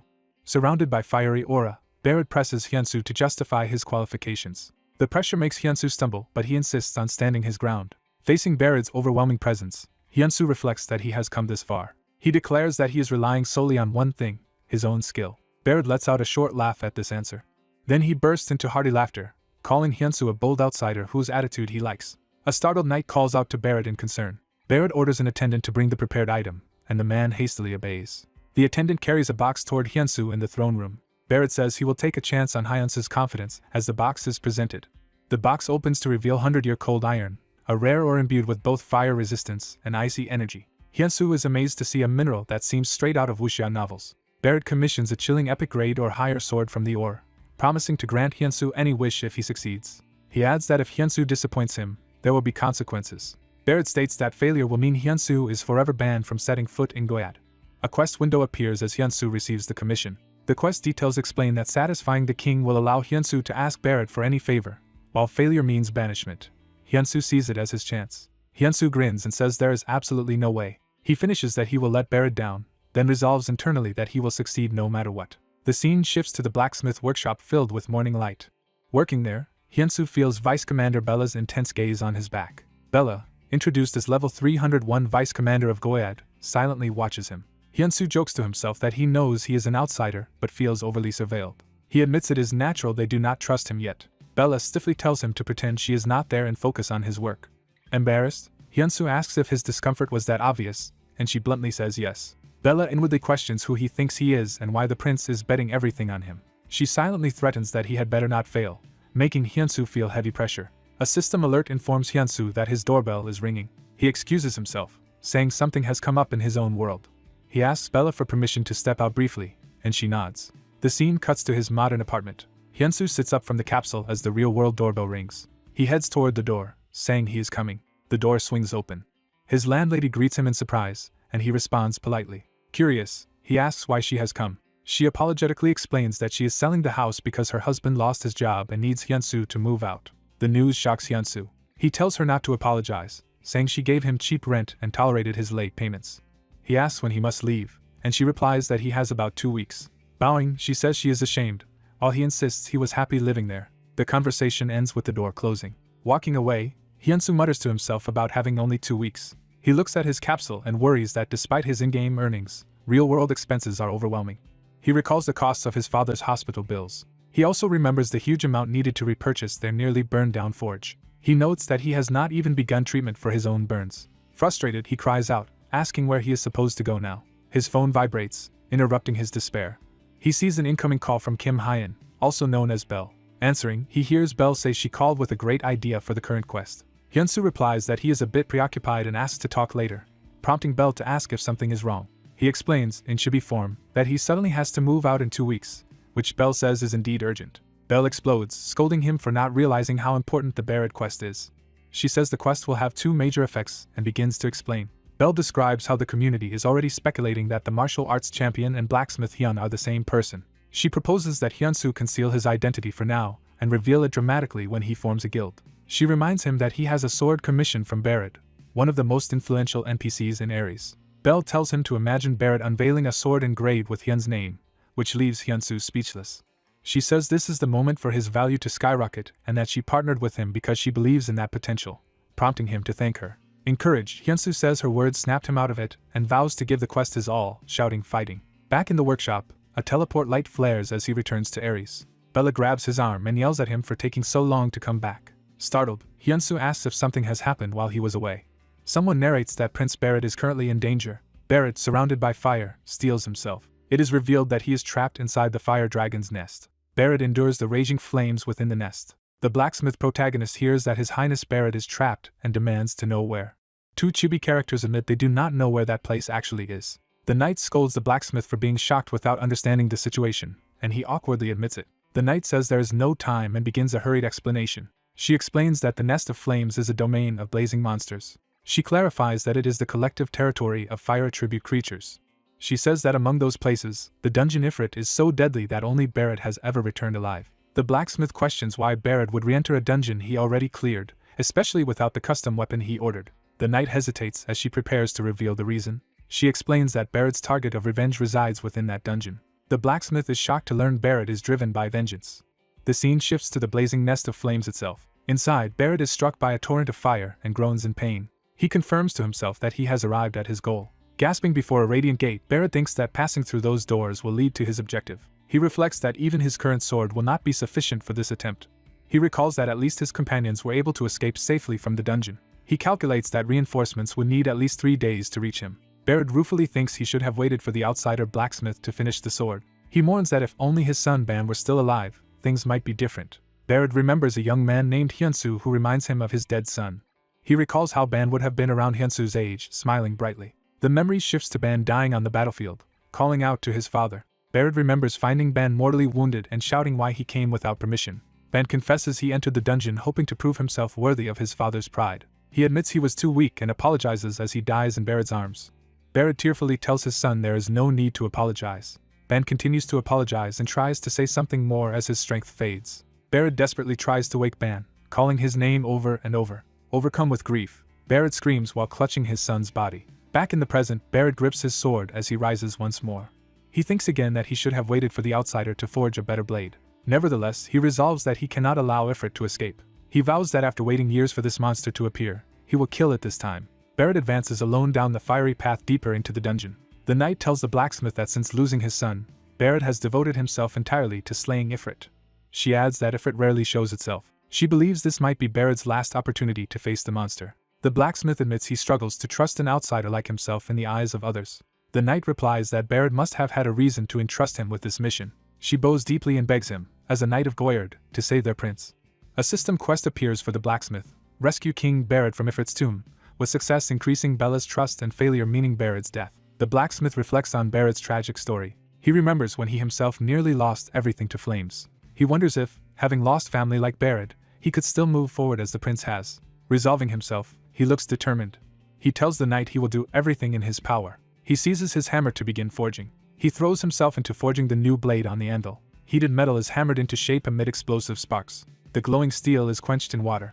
He notes that Ifrit's flames can melt even top-tier unique weapons. He concludes he must create a weapon surpassing unique grade. He plans to imbue it with anti-melting properties using ice element stones. A system message confirms his understanding of 100-year steel has deepened as icy energy surrounds him. The metal absorbs this power, cracking away imperfections. Another system alert says the blacksmith's soul has activated, empowering his work. It states that as he forges this sword, he is more immersed than anyone has ever been. A further message notes that his passion and empathy push him into a trance-like forging state. The system announces that Hyun's first legendary grade sword is being forged. The completed blade's power bursts upward, even reaching the ceiling. Bella, watching, gasps and wonders if the weapon is finished. Hyun stands holding the completed, aura-wreathed sword. He says it is time to leave to rescue Prince Barrett. Meanwhile, massive explosions batter Barrett in the dungeon. Barrett cries out in agony under the fiery assault.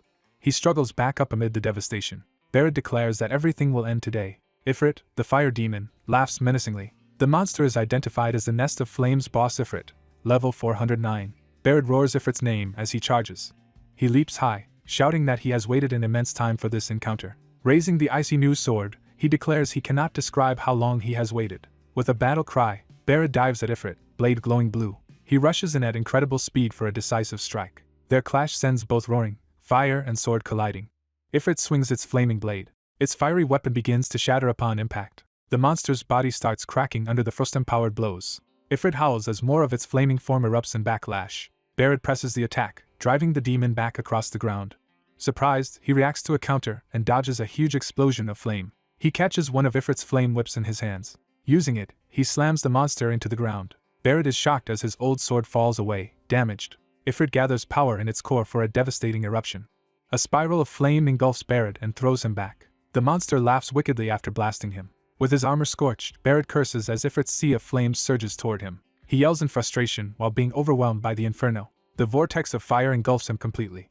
Ifrit watches, chuckling at his suffering. Barrett, kneeling and burnt, despairs that this attempt has failed as well. Ifrit raises its sword again for a finishing blow. Another cataclysmic strike of flame crashes down. The impact explodes across the battlefield, consuming the area in blazing light.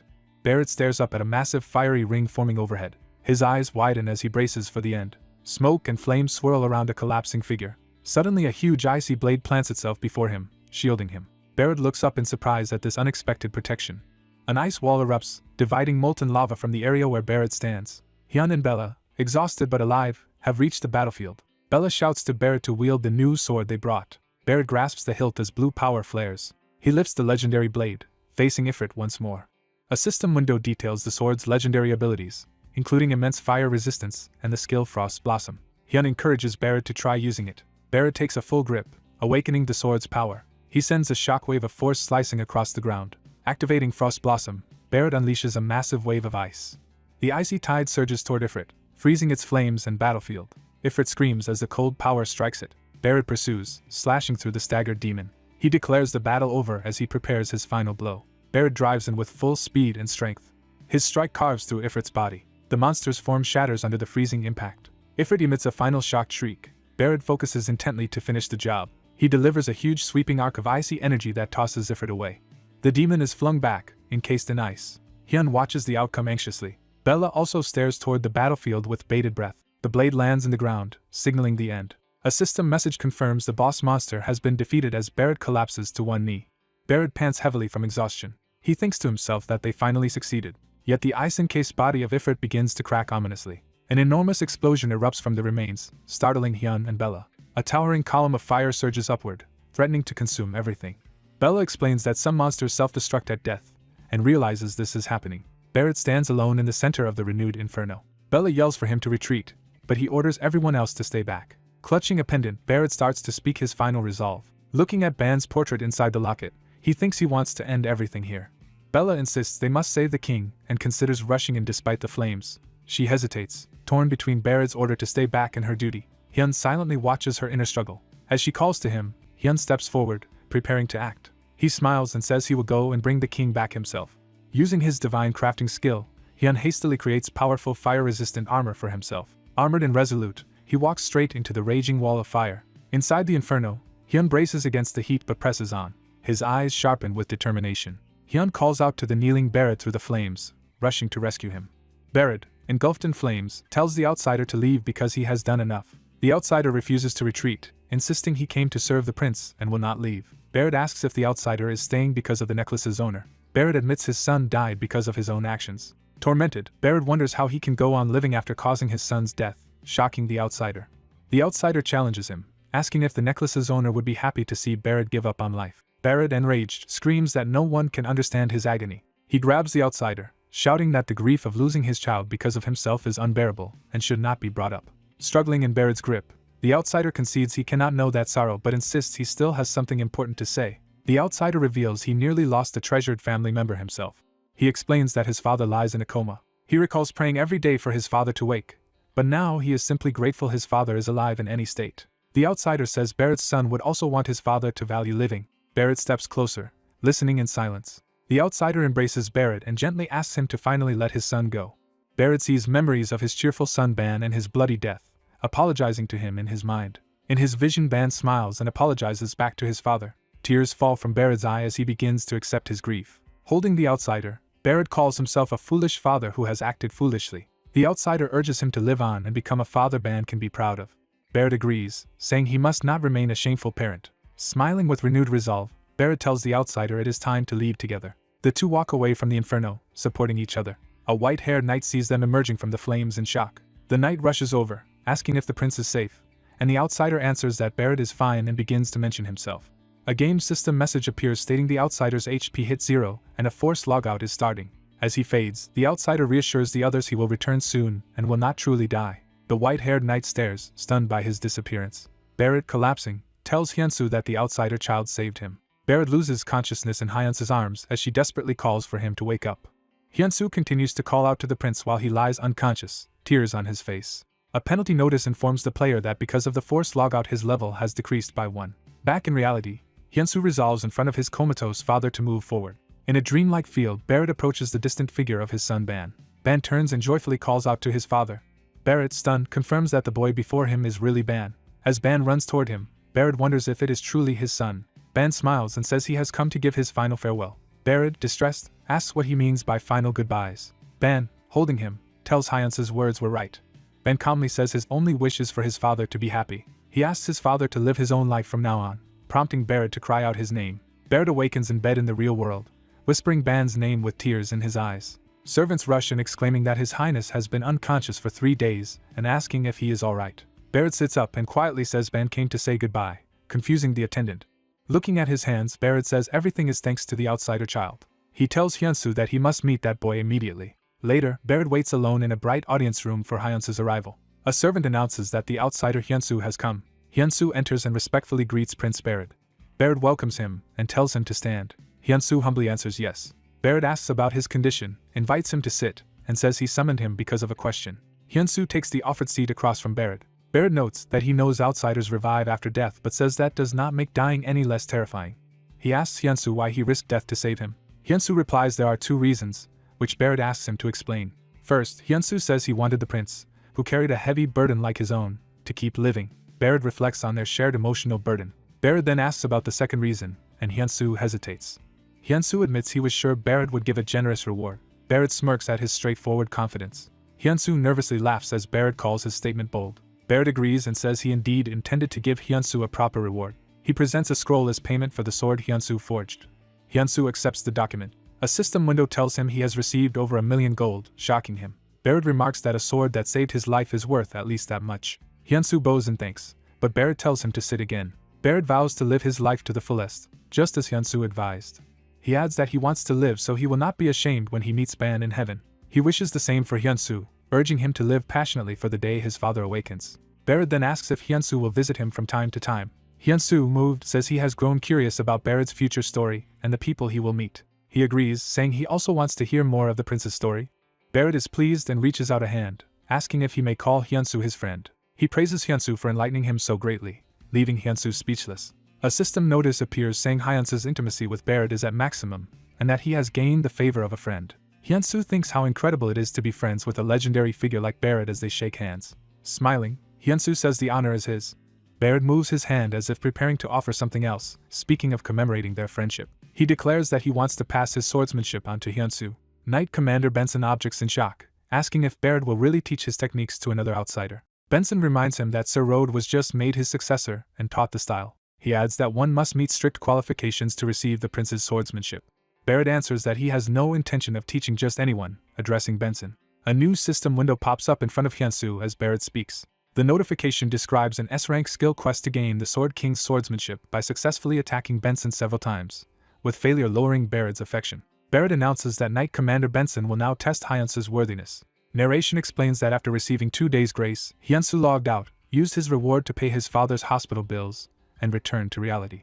He then rented a new apartment with the remaining money. Before moving, he thanks his old landlady for tolerating his unpaid rent and says goodbye. Back home, he calls Jihun, inviting him out for a meal. Jihun happily answers, asking if they are just grabbing convenience store food again.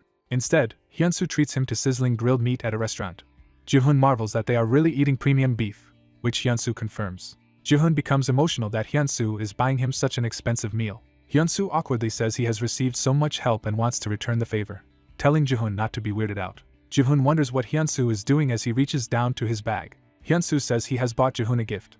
Jihun opens the fancy package, curious what is inside. He lifts the lid of the inner box. Inside are luxury loafers with a distinctive emblem, shocking him. Jihun exclaims that the shoes are from a top designer brand and can hardly believe it. He demands to know where Hyunsu got the money and if the gift is truly for him. Hyunsu says Jihun always wanted those shoes, explains he sold the gaming capsule Jihun bought him and transferred that money back to Jihun's account. Hugging the shoes, Jihun ecstatically thanks him, while Hyunsu thinks his life began changing thanks to Jihun. Hyunsu quietly says he is the one who should be grateful, but Jihun does not catch it and asks what he said. Embarrassed, Hyunsu tells him to just eat his meat as the scene fades to the night sky over the restaurant. The story shifts back to the fantasy world, showing the grand courtyard where the upcoming test will take place. In front of the palace steps, Hyunsu faces Benson while Hyunsu's ally officiates the duel. Benson draws his sword and formally tells Hyunsu to ready his weapon. He warns that he will not hold back just because Hyunsu is the prince's friend.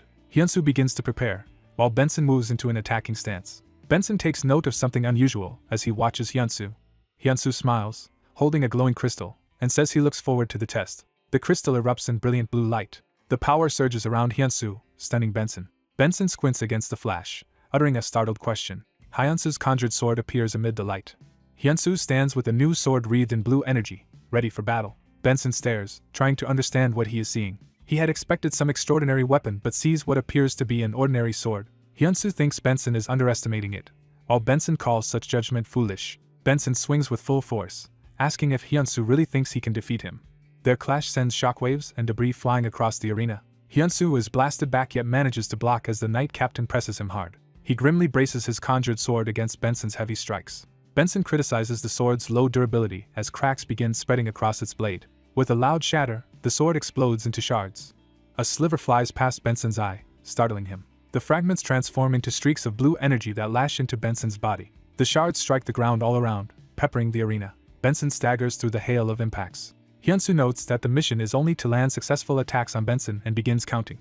A system tally reveals that Hyunsu has already hit Benson 59 times. Hyunsu smiles, pointing out that no rule forbade this tactic, while Benson inwardly admits he never imagined such a method. Shocked and respectful, Benson addresses him as Sir Hyunsu. He then asks what Hyunsu's true identity really is. Hyunsu answers by revealing his divine hammer. He proclaims that he is the god of blacksmiths. Benson is awestruck at the revelation. He gushes that it is an honor to meet the god and begs him to spread Barrett's swordsmanship across the world, overwhelming Hyunsu with pressure. Time passes within the palace as sunlight streams through the tall windows. Hyunsu, exhausted, thinks he has gone through hellish training for 2 weeks.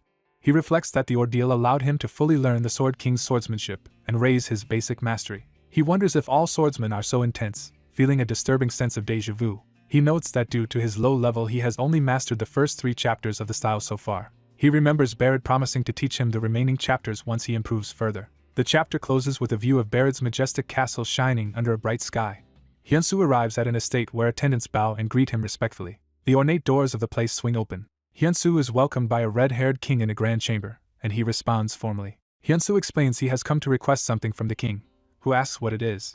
Hyunsu asks for the remaining century iron he once used to forge the king's sword. The king considers the request and says he wishes he could give it easily. He then reveals the iron Hyunsu used before was the last of the century iron, shocking Hyunsu. Hyunsu despairs internally that this news disrupts his plans. The king tells Hyunsu not to lose hope. He informs Hyunsu that more century iron can be obtained from a place called the Frost Mine. The king suggests that Hyunsu personally go to the Frost Mine to get it, and Hyunsu nervously asks if that is acceptable. The king calls Bella, his white-haired knight, who answers respectfully. He orders Bella to accompany Hyunsu to the Frost Mine, though she protests about leaving his side. Smiling, the king tells Bella the trip will be good experience for her. Bella reluctantly accepts the order to accompany Hyunsu. The king's voice transitions into a formal announcement. A broadcast declares Barrett has successfully cleared Ifrit's tomb, and spectators online praise him as the Sword King. Viewers on the broadcast begin to notice and discuss Barrett's unusual sword. They comment that the sword radiates intense cold and speculate about the visible special effects. Online chatter asks if the word Hyun is written on the sword and mocks anyone who does not recognize the name. Commentators recall that the recent martial arts tournament champion's arrows also bore the name Hyun, and think this blacksmith must be in Goyard Kingdom. A woman reading these reports notes that nothing concrete is known about blacksmith Hyun, and is pleased she spread misinformation separating Hyunsu from that identity. Another reader laughs at rumors that blacksmith Hyun is a chubby man in his 40s, which could be true since no one has seen his face. Many people decide to follow blacksmith Hyun's account, and his follower count surges. In his room, Hyunsu idly checks his phone. Seeing the impact of Barrett showcasing his sword, Hyunsu notes his blacksmith shop now has 310,000 followers. He observes that everyone has become very curious about the mysterious blacksmith Hyun. Hyunsu wonders what would happen if the world realized that the tournament champion and blacksmith Hyun are actually him. Deciding it is safer to keep a low profile, he resolves to be careful for the time being. He clenches his fist, determined to stay cautious because he still has many goals to accomplish. Before heading to the Frost Mine, he decides he should send someone a message. He remembers he has not yet properly thanked a particular person and prepares to contact them. A middle-aged man works late at a computer in a dark office. Reading news, he notes that Barrett cleared Ifrit's tomb in only 3 attempts. He muses that, as expected, Ifrit's tomb is effectively impossible for regular users. Remembering his own struggles in a fiery salamander dungeon, he is introduced as Tanker Bark, a real estate investor and unofficial high ranker. Bark recalls that the extreme heat melted all his artifacts, preventing him from clearing his class quest. He notes that the dungeon's environment melts most shields even of rare quality. Back at his desk, Bark laments that even with money he cannot find suitable artifacts, and wonders if a good artifact crafter exists. His phone vibrates, drawing his attention. The notification shows a message from Hyunsu, referring to a promise they made earlier. Bark smiles at the message, recognizing that it is from Hyunsu. He thinks about their previous promise. Bark suddenly remembers that promise about crafting an artifact. A sepia flashback shows younger Hyunsu asking if he can finally make the artifact they discussed. Bark reads Hyunsu's text asking whether he wants to change the requested artifact's effects before Hyunsu crafts and sends it. Bark wonders if Hyunsu might actually be capable of making the high-grade artifact he urgently needs. He replies asking Hyunsu's level, and Hyunsu answers level 59, which Bark privately judges as still low. Bark texts that he would appreciate the artifact if it is not too troublesome and allows himself some cautious expectations of the promising young man. Bark turns back toward his glowing monitor. Reading an article about Blacksmith Hyun and Barrett's Ifrit subjugation, Bark wonders if he should also commission Blacksmith Hyun.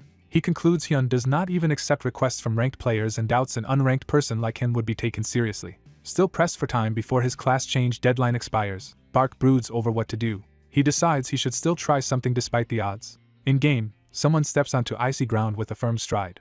Hyunsoo and Bella arrive at the frost mine, marveling at the huge frozen mountains. System messages inform Hyunsoo he is the first user to enter the frost mine, and that his experience gain there will be doubled for a week. Pleased, Hyunsoo thinks being the first to enter and gaining double experience feels promising. Hyunsoo asks Bella if she has visited before, and she answers this is her first time, while he internally finds her still cold and distant. As they walk, a young miner notices them approaching. The miner confronts them, demanding to know how they got into this restricted area. Bella introduces herself as Vice Commander of the Royal Knights, and shows a royal document proving they entered with the royal family's permission.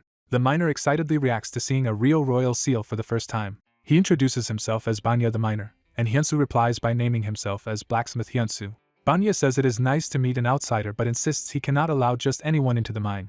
As Hyunsoo worries about what to do, Banya cheerfully reveals his father is actually the miner captain. Banya offers to guide Hyunsoo and Bella to meet his father. Hyunsoo thanks him while Banya modestly brushes it off. Bella remains wordlessly stoic. The trio heads deeper into the snowy mining area. Hyunsoo notices a glowing blue barrier at a tunnel entrance and reacts with curiosity.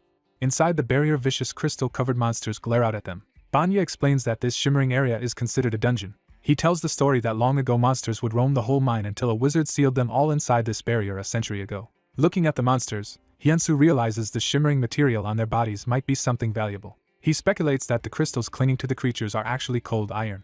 Banya confirms and warns that greed for that or leads to regret. He explains that inside the barrier is the monster's domain, so while entering might be possible, surviving would be extremely difficult. Banya adds that it frustrates the miners too, since that sealed region probably holds the richest remaining ore veins. Nonetheless, he says they accept the situation because the seal lets them work safely outside it. Leading them onward, Banya points out his father, the stern man directing workers nearby. Banya happily yells to his father that he has brought guests. Having finished guiding them, Banya says he will head back, and Hyunsoo thanks him for the help. Banya lingers to observe the strangers from a distance. He sneaks around a cart to secretly watch their meeting. The miner captain suspiciously wonders why an outsider would travel all the way here. Hyunsoo politely addresses the captain to speak with him. The captain notes Bella's status as a royal knight and the presence of an unfamiliar outsider. Hyunsoo acknowledges he is the outsider accompanying the knight. The captain, named Rek, hums thoughtfully and is shown to be a high-level miner. Calling them an unusual combination, Rek asks what business brought them to the frost mine. Hyunsoo explains he is searching for 100-year cold iron, or an even better ore if possible. He asks whether Rek knows of any ore superior to 100-year cold iron, while Rek thinks internally that such an ore exists, but he has no reason to reveal it. Rek especially refuses in his mind to share that secret with a seemingly greedy outsider like Hyunsoo. Rek imagines that if news of such ore spread, the frost mine would be swarmed and thrown into chaos. He grimly pictures opportunists converging on the mine to exploit it. He concludes that the mine would inevitably fall into disorder under such attention. Rek envisions hands snatching at the rare crystals, strengthening his resolve to keep the secret. Yet, he hesitates because Hyunsoo came with official royal permission. Seeking a polite way to turn them away, Rek instead asks Hyunsoo if he has ever mined ore. Hyunsoo honestly answers that he has not. Rek proposes a condition. An average miner gets about 3 ores a day, so if Hyunsoo can mine 40 ores within a week he will share his knowledge. As Rek finishes speaking, Hyunsoo's system interface appears, signaling a new quest. The quest window details Hyunsoo's rank task to mine 40 ores in 1 week, or lose the chance to learn of superior ore. Rek asks if Hyunsoo will accept his offer. Hyunsoo clenches his fist and begins to counteroffer.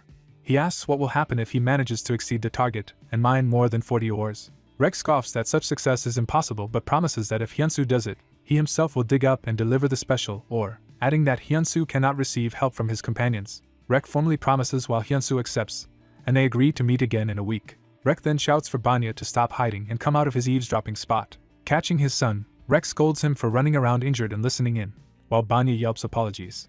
Afterward, Bella asks Hyunsoo why he provoked Rek into such a demanding challenge.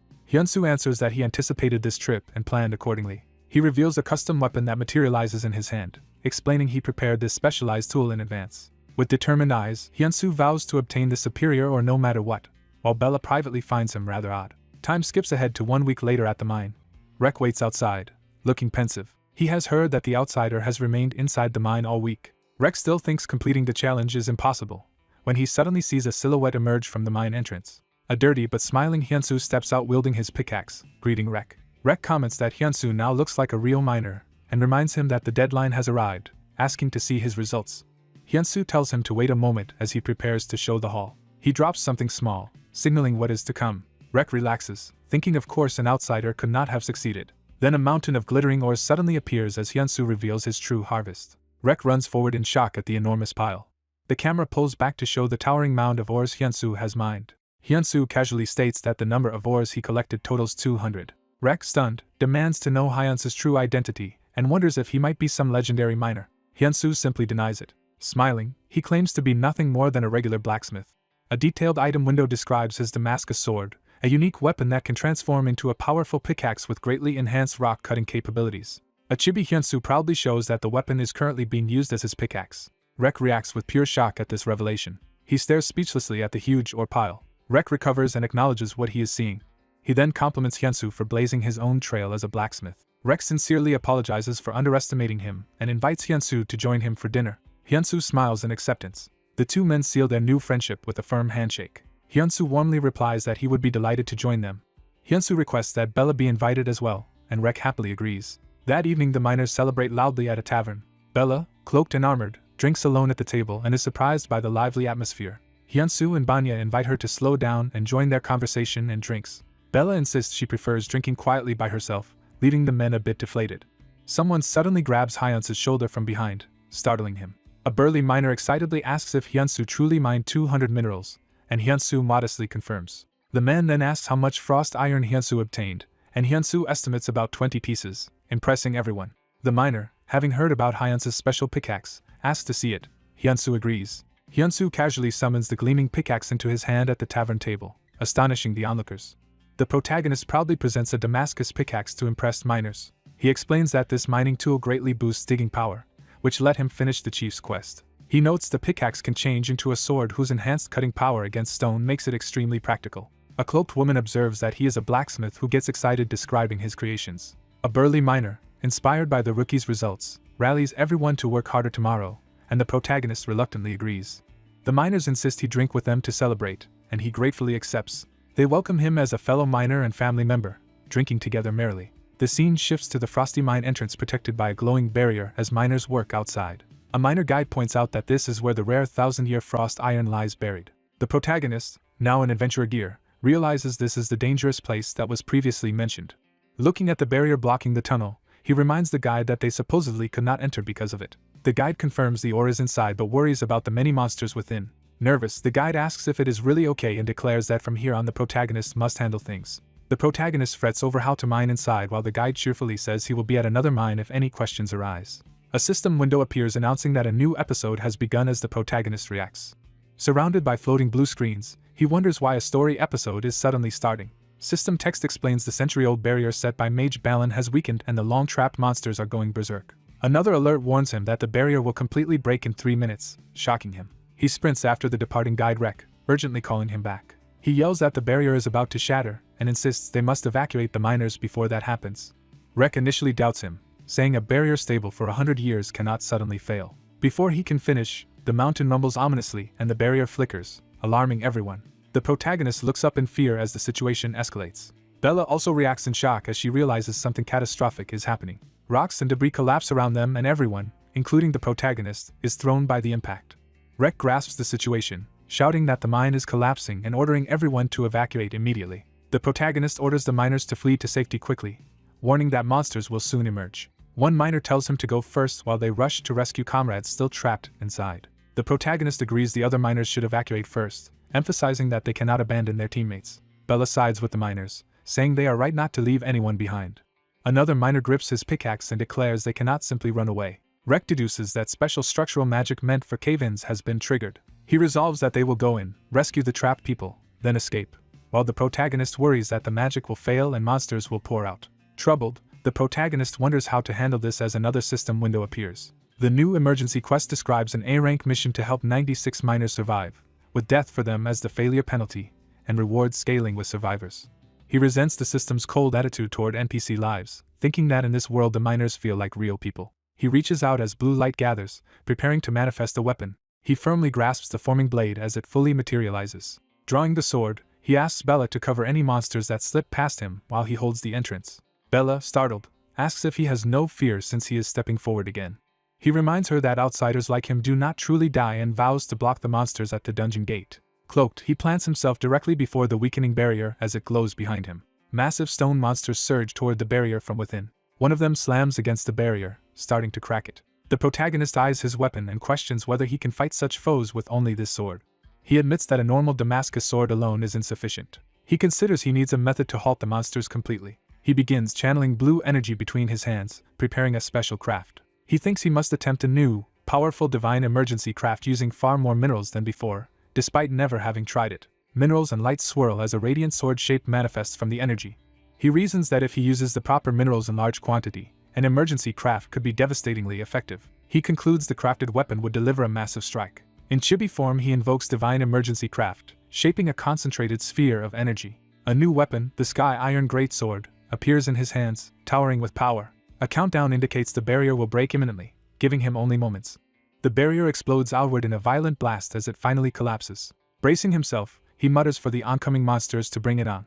A huge stone monster's foot slams down as the horde emerges. System windows identify powerful foes: a high-level stone troll, stone orc, and stone wolves. A system note states the greatsword's usual time limit is ignored, but it will vanish after a single swing. The protagonist charges straight at the roaring giant troll with his glowing blade. He resolves that as long as he guards this entrance, none of the monsters will pass. Raising the Sky Iron Greatsword, he vows that not a single enemy will break through. He rushes a massive stone orc, engaging the entire group head-on. He leaps and brings the greatsword down in a mighty overhead strike. His slash unleashes a freezing wave called Frost Storm that tears through stone wolves and orcs. The attack erupts into towering ice spikes that engulf the battlefield. The charging stone wolves are impaled and frozen by the sudden ice. When the blizzard settles, the monsters are trapped in jagged ice while he stands alone with his sword. The system notes that the Iron Claymore weapon has now disappeared. He looks over the crystalline blade remnants, seeing the aftermath of his attack. Shocked by the sheer result, he stares around at the frozen landscape he created. Close up, he processes what just happened, almost in disbelief. He realizes that when crafted with proper materials, his emergency weapon can produce such overwhelming effects. One of the frozen monsters is shown sealed in thick ice, emphasizing the power.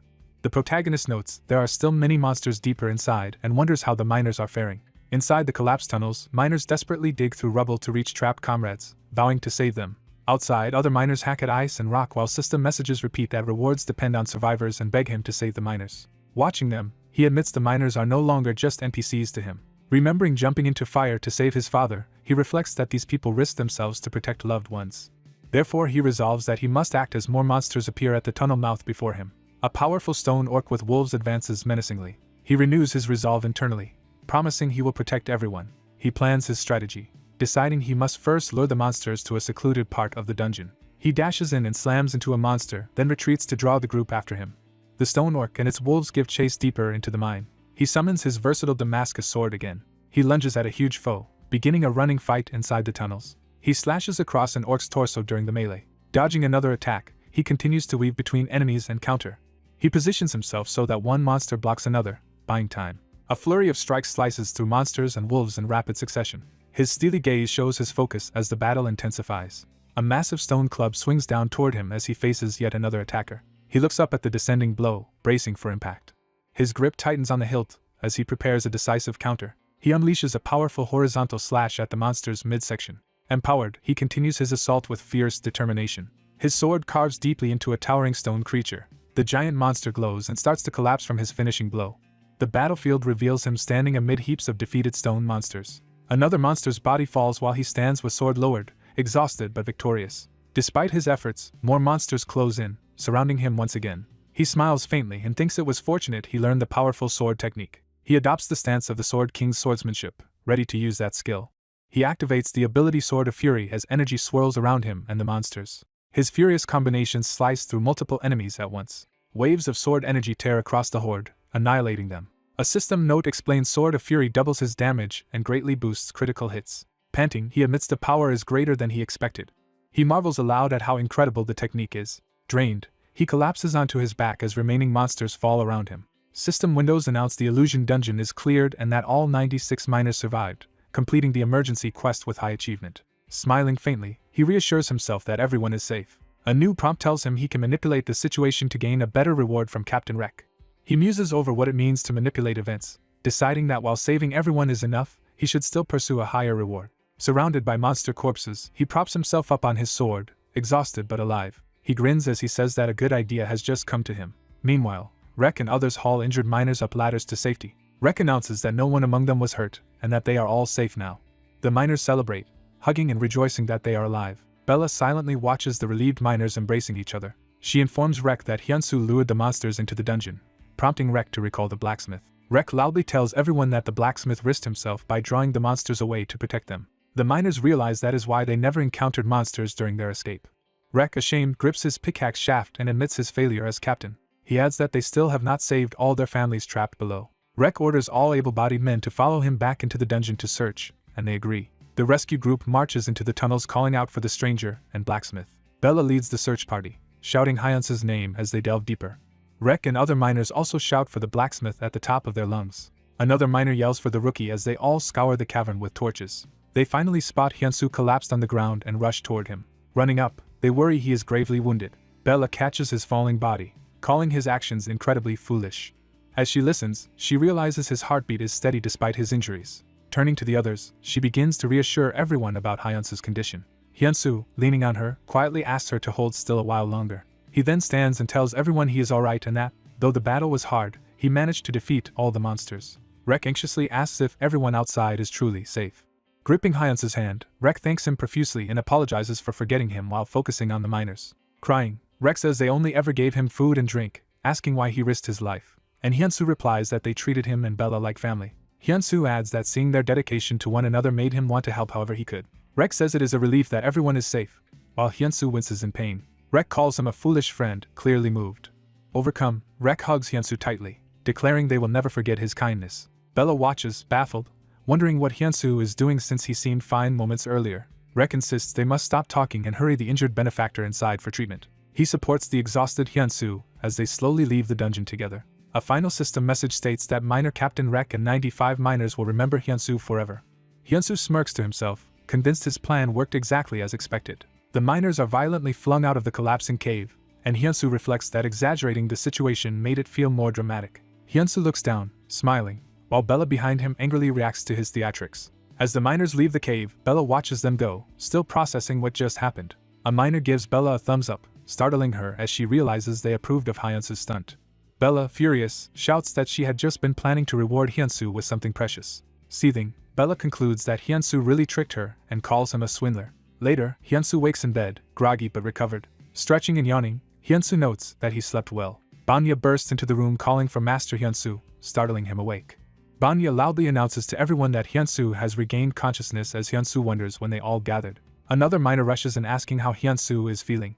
Hyunsu confirms he is fine and immediately asks if everyone else is safe. The miners assure him they are all unharmed and tell him to worry about himself for once. Sitting by the bed, Banya confirms Hyunsu will be leaving soon as a blacksmith. Banya places a gloved hand down and says there is something important he must tell Hyunsu before that departure. Looking serious, Banya declares that he has something he wishes to say to Hyunsu. Hyunsu smiles gently and invites Banya to speak freely. Banya instead calls the other miners and so they can say it together. The miners hurry in, feet pounding toward Hyunsu's room. Standing proudly with the group, Banya proclaims that today they will mine exclusively for Hyunsu. Hyunsu is stunned to hear they intend to mine just for his sake. The miners explain they want to repay him for risking his life to protect them and promise to find the 1,000-year frost steel he seeks. Hyunsu repeats in disbelief that they will obtain 1,000-year frost steel for him, and Banya confirms it. Hyunsu downplays his actions as something anyone would have done but still thanks them, realizing this was what Banya wanted to say. Banya smiles contentedly as the others file out. The workers leave the workshop, energized by the plan to mine for Hyunsu.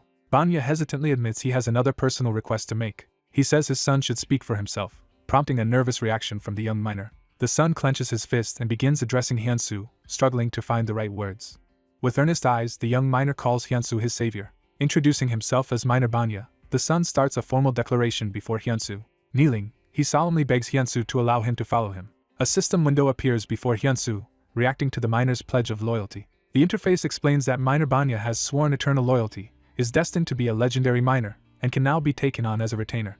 Hyunsu stares upward in shock, beginning to react to this unexpected message. He fixates on the term retainer, realizing what the system is offering. Elsewhere in the game company's monitoring room, a staffer laments that trouble always happens when the team leader is away. Seeing Hyunsu's latest feat on the monitors, the staff shouts that he has triggered another unprecedented event. The frantic employee yells that a guild master should not gain a title without territory and panics at Hyunsu's irregular progress. She despairs over how a legendary NPC could offer himself as a retainer, and realizes she must pull another all-nighter to handle it. Back in game, Hyunsu nervously asks Banya to stand, saying he is not someone worthy of such devotion, but Banya refuses. Banya insists he saw everything with his own eyes. He recalls Hyunsu mining with strange tools and then throwing himself into danger to save the miners. Kneeling, Banya confesses he was amazed and deeply grateful. He adds that more than gratitude, he has come to respect Hyunsu greatly. Banya swears that he will devote his mining abilities to Hyunsu alone. He again begs Hyunsu to accept him formally as his retainer. Hyunsu senses the young man's sincerity, and knows these words are not spoken lightly. The miner anxiously asks if he is being rejected because he lacks power, and Hyunsu hastily says that is not the issue. Hyunsu explains that he simply does not feel ready to lead others and asks for time to think it over. He adds that once he has properly prepared and secured a base of operations, Hyunsu promises to contact Banya later with a messaged bird when the time is right. Overjoyed, Banya asks if Hyunsu truly means it. Smiling, Hyunsu invites Sir Banya to join him in the future. Hyunsu's eyes widen as Banya's acceptance sinks in. Banya hugs him tightly, shouting his thanks and repeatedly calling Hyunsu his master. A system message confirms Hyunsu has accepted Banya as a retainer and unlocks viewing of Banya's profile. Hyunsu reads Banya's epic grade status, learning of his high-level, powerful mining abilities, and extreme growth potential as a miner. Hyunsu reflects that Banya's sincerity has earned him an incredible ally and that their next task is to grow stronger together. Banya, still clutching Hyunsu's hands, shyly asks when he will see his master again.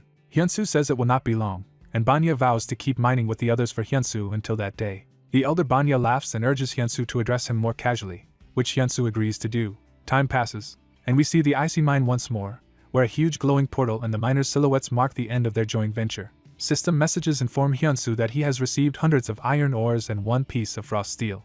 Bella and Hyunsu stand by as the elder Banya announces that Hyunsu has waited long enough, and that they have brought what he wanted. Hyunsu approaches the covered cart, wondering what lies beneath the cloth. Banya dramatically reveals a massive pile of thousand-year frost steel, fulfilling their promise.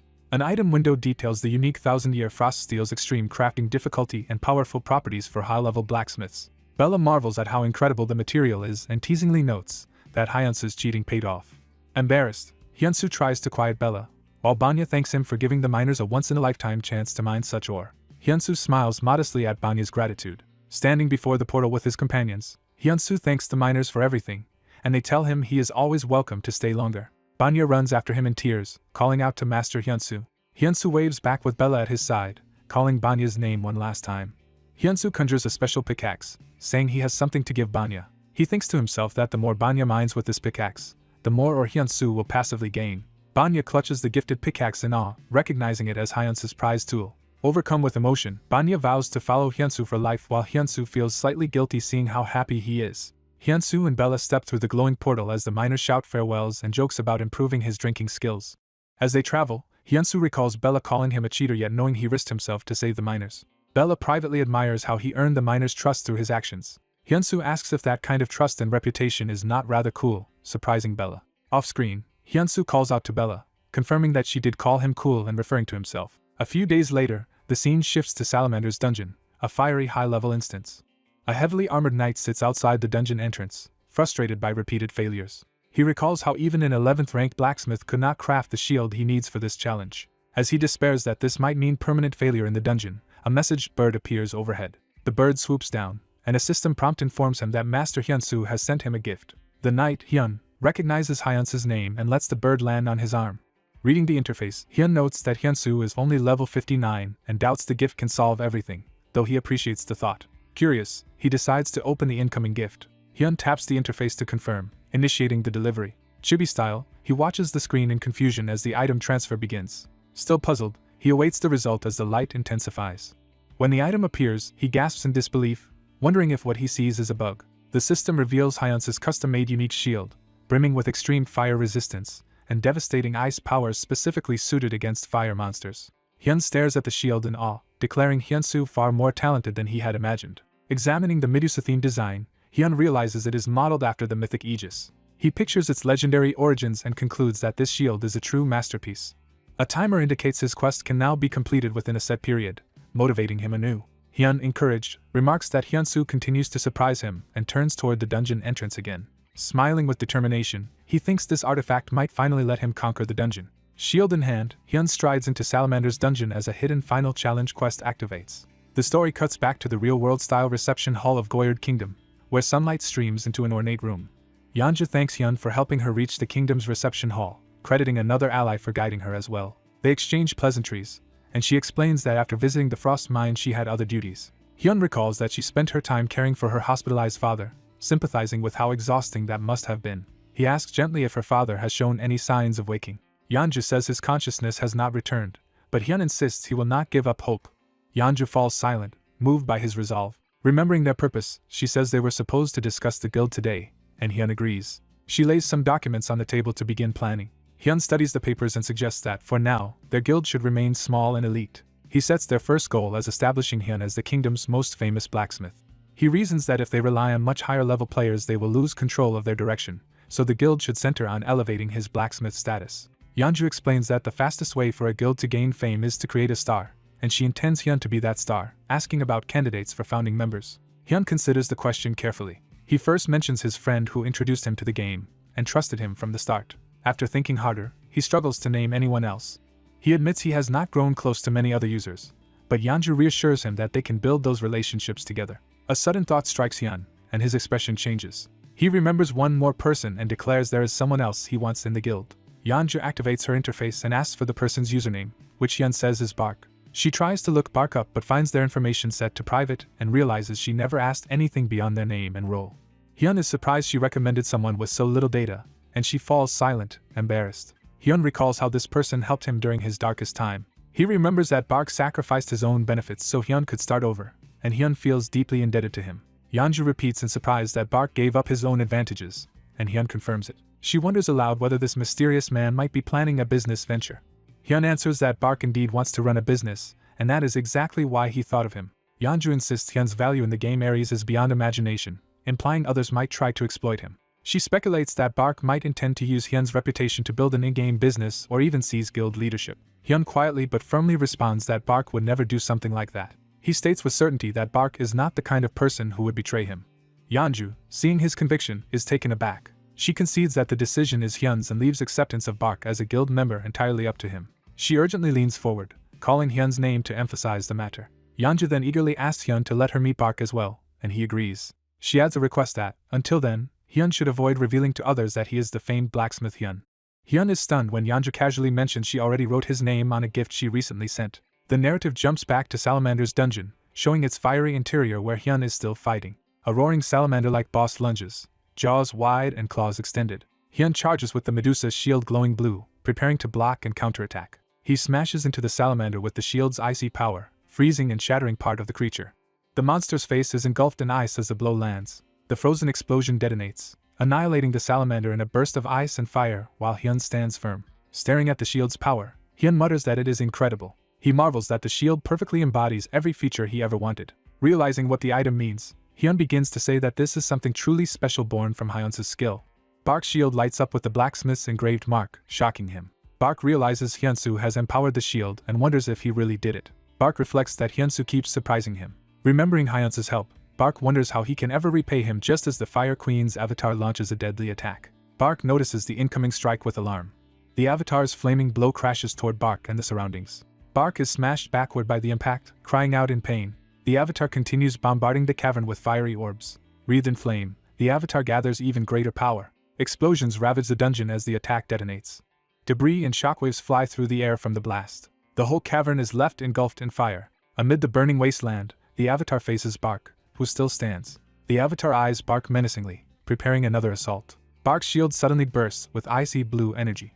Empowered by that energy, Bark uses the shield to block the inferno. The avatar remarks on the blocked attack and demands to know who forged the shield. Bark answers by hurling another powerful strike. His counterattack smashes into the environment and shakes the cavern. The avatar threatens to hunt down Bark's true self if he refuses to reveal the blacksmith. Bark thinks that if the deity's true form targets him, he might have to quit the game. Even so, he steels himself to keep going. Bark resolves he cannot betray Mr. Hyunsu and charges the avatar. The avatar notes Bark's lack of fear of death and attacks again. Bark blocks the blow, insisting the shield alone is not worth dying for. The system announces that the Fire Queen's avatar has used the lethal ability Death Hand. Bark sees the fatal strike coming straight at him. He takes the hit head-on while the avatar mocks him for risking death over one artifact. Bark's HP drops to a sliver and he realizes the shield is no ordinary artifact. Clinging to his shield, he braces himself amid the flames. In that moment he recalls Hyunsu and Jin-soo, feeling their support. A system message states that the shield is responding to Bark's will, echoing Hyansu's smiling image. Bark roars that the shield is a gift made for him by his friend. The shield unleashes a massive blue surge that stuns the avatar. Bark channels that power into his weapon as it shines with icy light. The hidden skill Frost of Aegis activates, encasing Bark and his weapon in frost. The enraged avatar gathers powerful magic, and the system warns of a devastating spell. Bark dives down with a giant beam of ice energy, screaming as he attacks. His ice lance pierces the avatar's head, beginning to crack it. Bark drives the icy strike all the way through, smashing the avatar into the ground. System messages confirm the Fire Queen's avatar is defeated, the Salamander's dungeon quest is cleared, and a Crimson Dragon armor set is acquired. The dungeon begins to collapse around Bark. He flees as the cavern floor explodes behind him. Bark sprints across the lava-filled chamber to escape. A notice appears saying a hidden piece was acquired and a secret trial completed, leaving Bark confused.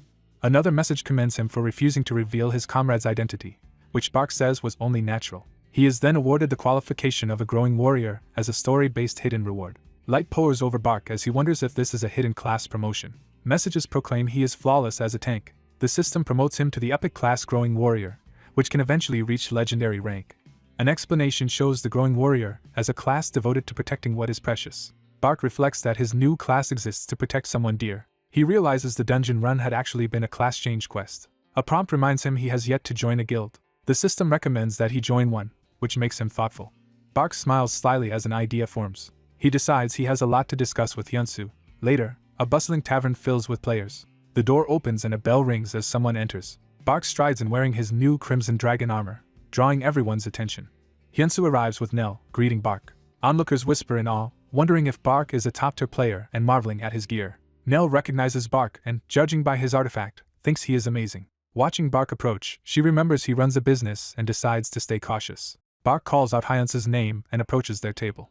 Overjoyed, he thanks Hyansu loudly for helping him clear the quest. He exclaims he never imagined Hyansu was the one behind the shield's power, while Nell nervously greets him. Bark suddenly remembers something important he wanted to say. Surrounded by other patrons, he notes there are too many eyes on them. Bark offers to pay the tavern's bill and suggests moving somewhere private to talk. The scene shifts to a grand castle at night. In Goyard Kingdom's private lounge, Bark, Hyansu, and Nell sit down to a formal meal. Bark clears his throat and resumes the conversation he had started earlier. He explains he recognized Hyansu as the blacksmith when he saw the word Hyun engraved on the shield. Nell thinks Bark is refreshingly direct. Hyansu admits he left his mark on the artifact so Bark would know. Bark asks Hyansu to come closer. Hyansu leans in curiously while Nell watches. Bark places a hand on Hyansu's shoulder. He thanks Hyansu, saying he suspected the truth when Hyansu offered to buy back his forge and now truly sees how exceptional he is. Bark then says that during the quest he proudly told those coveting the shield something. Hyansu recalls that Bark called the artifact a gift from his friend. Hyansu thanks Bark for keeping his identity secret, and Bark promises to protect that secret. Nell, surprised, mentally notes she may have misjudged Bark's intentions. Standing to bow, Nell properly introduces herself as Hyansu's manager. She apologizes to Bark for misjudging him, which confuses him. Nell admits she assumed a businessman patron would exploit Hyansu. Bark laughs that her suspicion is not entirely wrong in general. He explains many people would try to use a youth like Hyansu, and that he even considered forming a guild with him, but refused to profit by exploiting him. Seeing Hyansu already has reliable allies, Bark says that reassurance is enough for him. Hyansu says there is actually something he wants to tell Bark. Bark listens puzzled. Hyansu invites Bark to join his own guild. He says he wants them to grow together, sharing their successes. Hyansu adds that he wants to share the joy of climbing upward with his friends. Bark silently considers this heartfelt offer. Hyansu and Nell anxiously await his answer. Nell also watches with interest, sensing the importance of Bark's decision. Bark smiles, signaling his acceptance. He agrees and vows from now on to protect Hyansu. Bark formally introduces himself as Bark, level 311 growing warrior. He mentions that his class has the potential to become legendary, astonishing Nell. Bark says with Hyansu as the blacksmith, legendary rank seems natural. Hyansu then formally introduces himself as well. He reveals his real name is Hyansu, and that he is level 80. He finally discloses his class title, God of Blacksmiths, shocking Bark. Hyansu and Bark shake hands, acknowledging they still lack a guild name. Hyansu says he looks forward to working with Bark, who agrees. Bark addresses Hyansu respectfully as his future guild master. Nell silently watches them with a fond expression. Bark breaks the intensity by urging them to eat before the food gets cold. He then says he wants to repay Hyansu for the gift. Hyansu protests that repayment is unnecessary. Suddenly Hyansu is stunned by what appears on his interface. The system announces Bark has transferred 400 million won to him, leaving Hyansu speechless. Hyansu insists he only meant the shield as a gift, while Bark argues it would be wrong to accept such an item without compensation. Bark asks about Hyunsu's guild plans. Hyunsu replies he wants to make blacksmith Hyun famous and then start taking commissions. Nell enthusiastically calls it a smart strategy, planning a live broadcast centered on Hyunsu as a scandal-free star craftsman. Hyunsu is embarrassed at being called handsome and about appearing on a broadcast. He nervously wonders if they are joking about putting him on air. Bark and Nell stare at him in disbelief at his lack of self-awareness. Hyunsu internally insists that such praise is impossible. Narration explains that after the game Aries went global, Purium Corp partnered with numerous broadcasters. These broadcasters flooded TV and online platforms with Aries-related content. Among them, AJ Internet Broadcasting once led viewership with live Aries streams but is now struggling. At AJ's office, staff hurriedly prepare for a show with less than an hour until airtime. The producers discuss their declining ratings and one hints he has already secured a special draw. They reveal that Hyunsu declined to appear directly, but agreed to respond via the martial arts tournament champion, calling this their last chance. A stream titled Room of Truth begins, with chat messages explaining that it reveals a guest's real-world appearance. The host MC Tumps energetically greets the audience. He announces that today's guest is the martial arts tournament champion and hints at seeing the real person, while viewers hope for the mysterious blacksmith. Chat speculation mocks that blacksmith Hyun is probably an unattractive middle-aged man and predicts low viewership. The MC skips formalities and loudly introduces Hyunsu as the tournament champion. He invites the guest to step out into the Room of Truth. Hyunsu appears on stage in casual clothes, and the chat explodes in confusion at how good-looking he is. The MC welcomes Hyunsu as chat continues spamming stunned reactions. Hyunsu glances at the chat window in disbelief. Seeing rows of question marks, he asks if there was a broadcast glitch, while comments say he is simply too hot. Hyunsu bashfully tries to downplay the compliments. A large donation from user Rowon asks when the blacksmith will appear, electrifying the chat. The system reveals that Rowon is actually Korea's top forge master Kilma, shocking Hyunsu. The story jumps back a few days to the Black Anvil Smithy's conference room. Black Anvil's leaders gather around a round table for an emergency meeting. Sylvia demands to know who Blacksmith Hyun is and why he warrants such a meeting. Dox explains that Hyun is the hottest topic on Aries community boards right now. They note Hyun's fame skyrocketed after forging a sword for the Sword King Barad.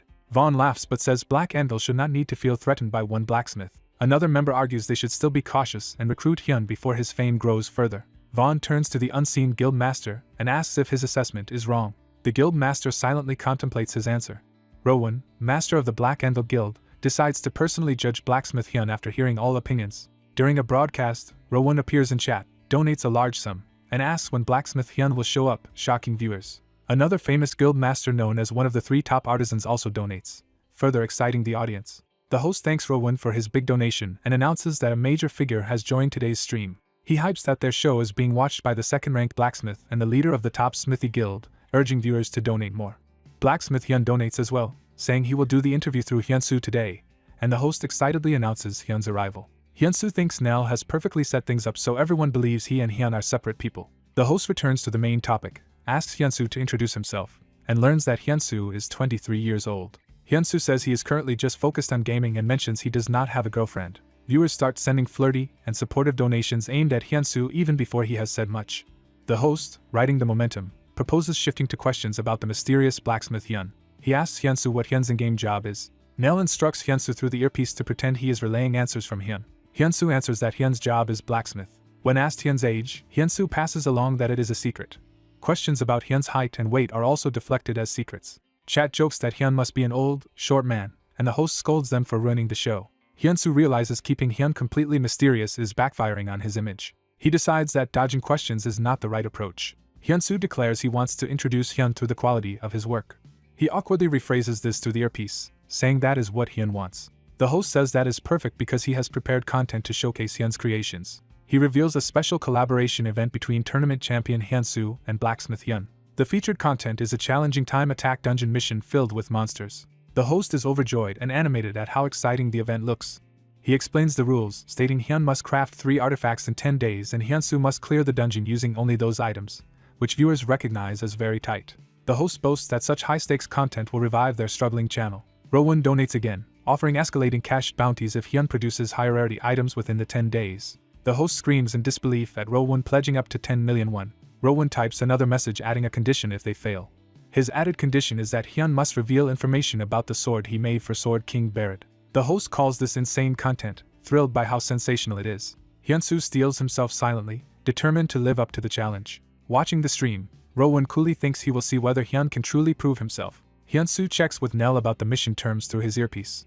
He then publicly announces that Hyun accepts Rowan's mission. Time passes and the scene shifts to Hyunsoo and Nell back at Hyun's workshop. Nell stands by a holographic screen while Hyunsoo sits, as they review information about the upcoming challenge. She examines an online community page about Rowan challenging blacksmith Hyun. Comments show the community is abuzz, viewing the event as a showdown between Hyun and Rowan, and Nell notes Hyunsoo has become the center of attention. Nell teasing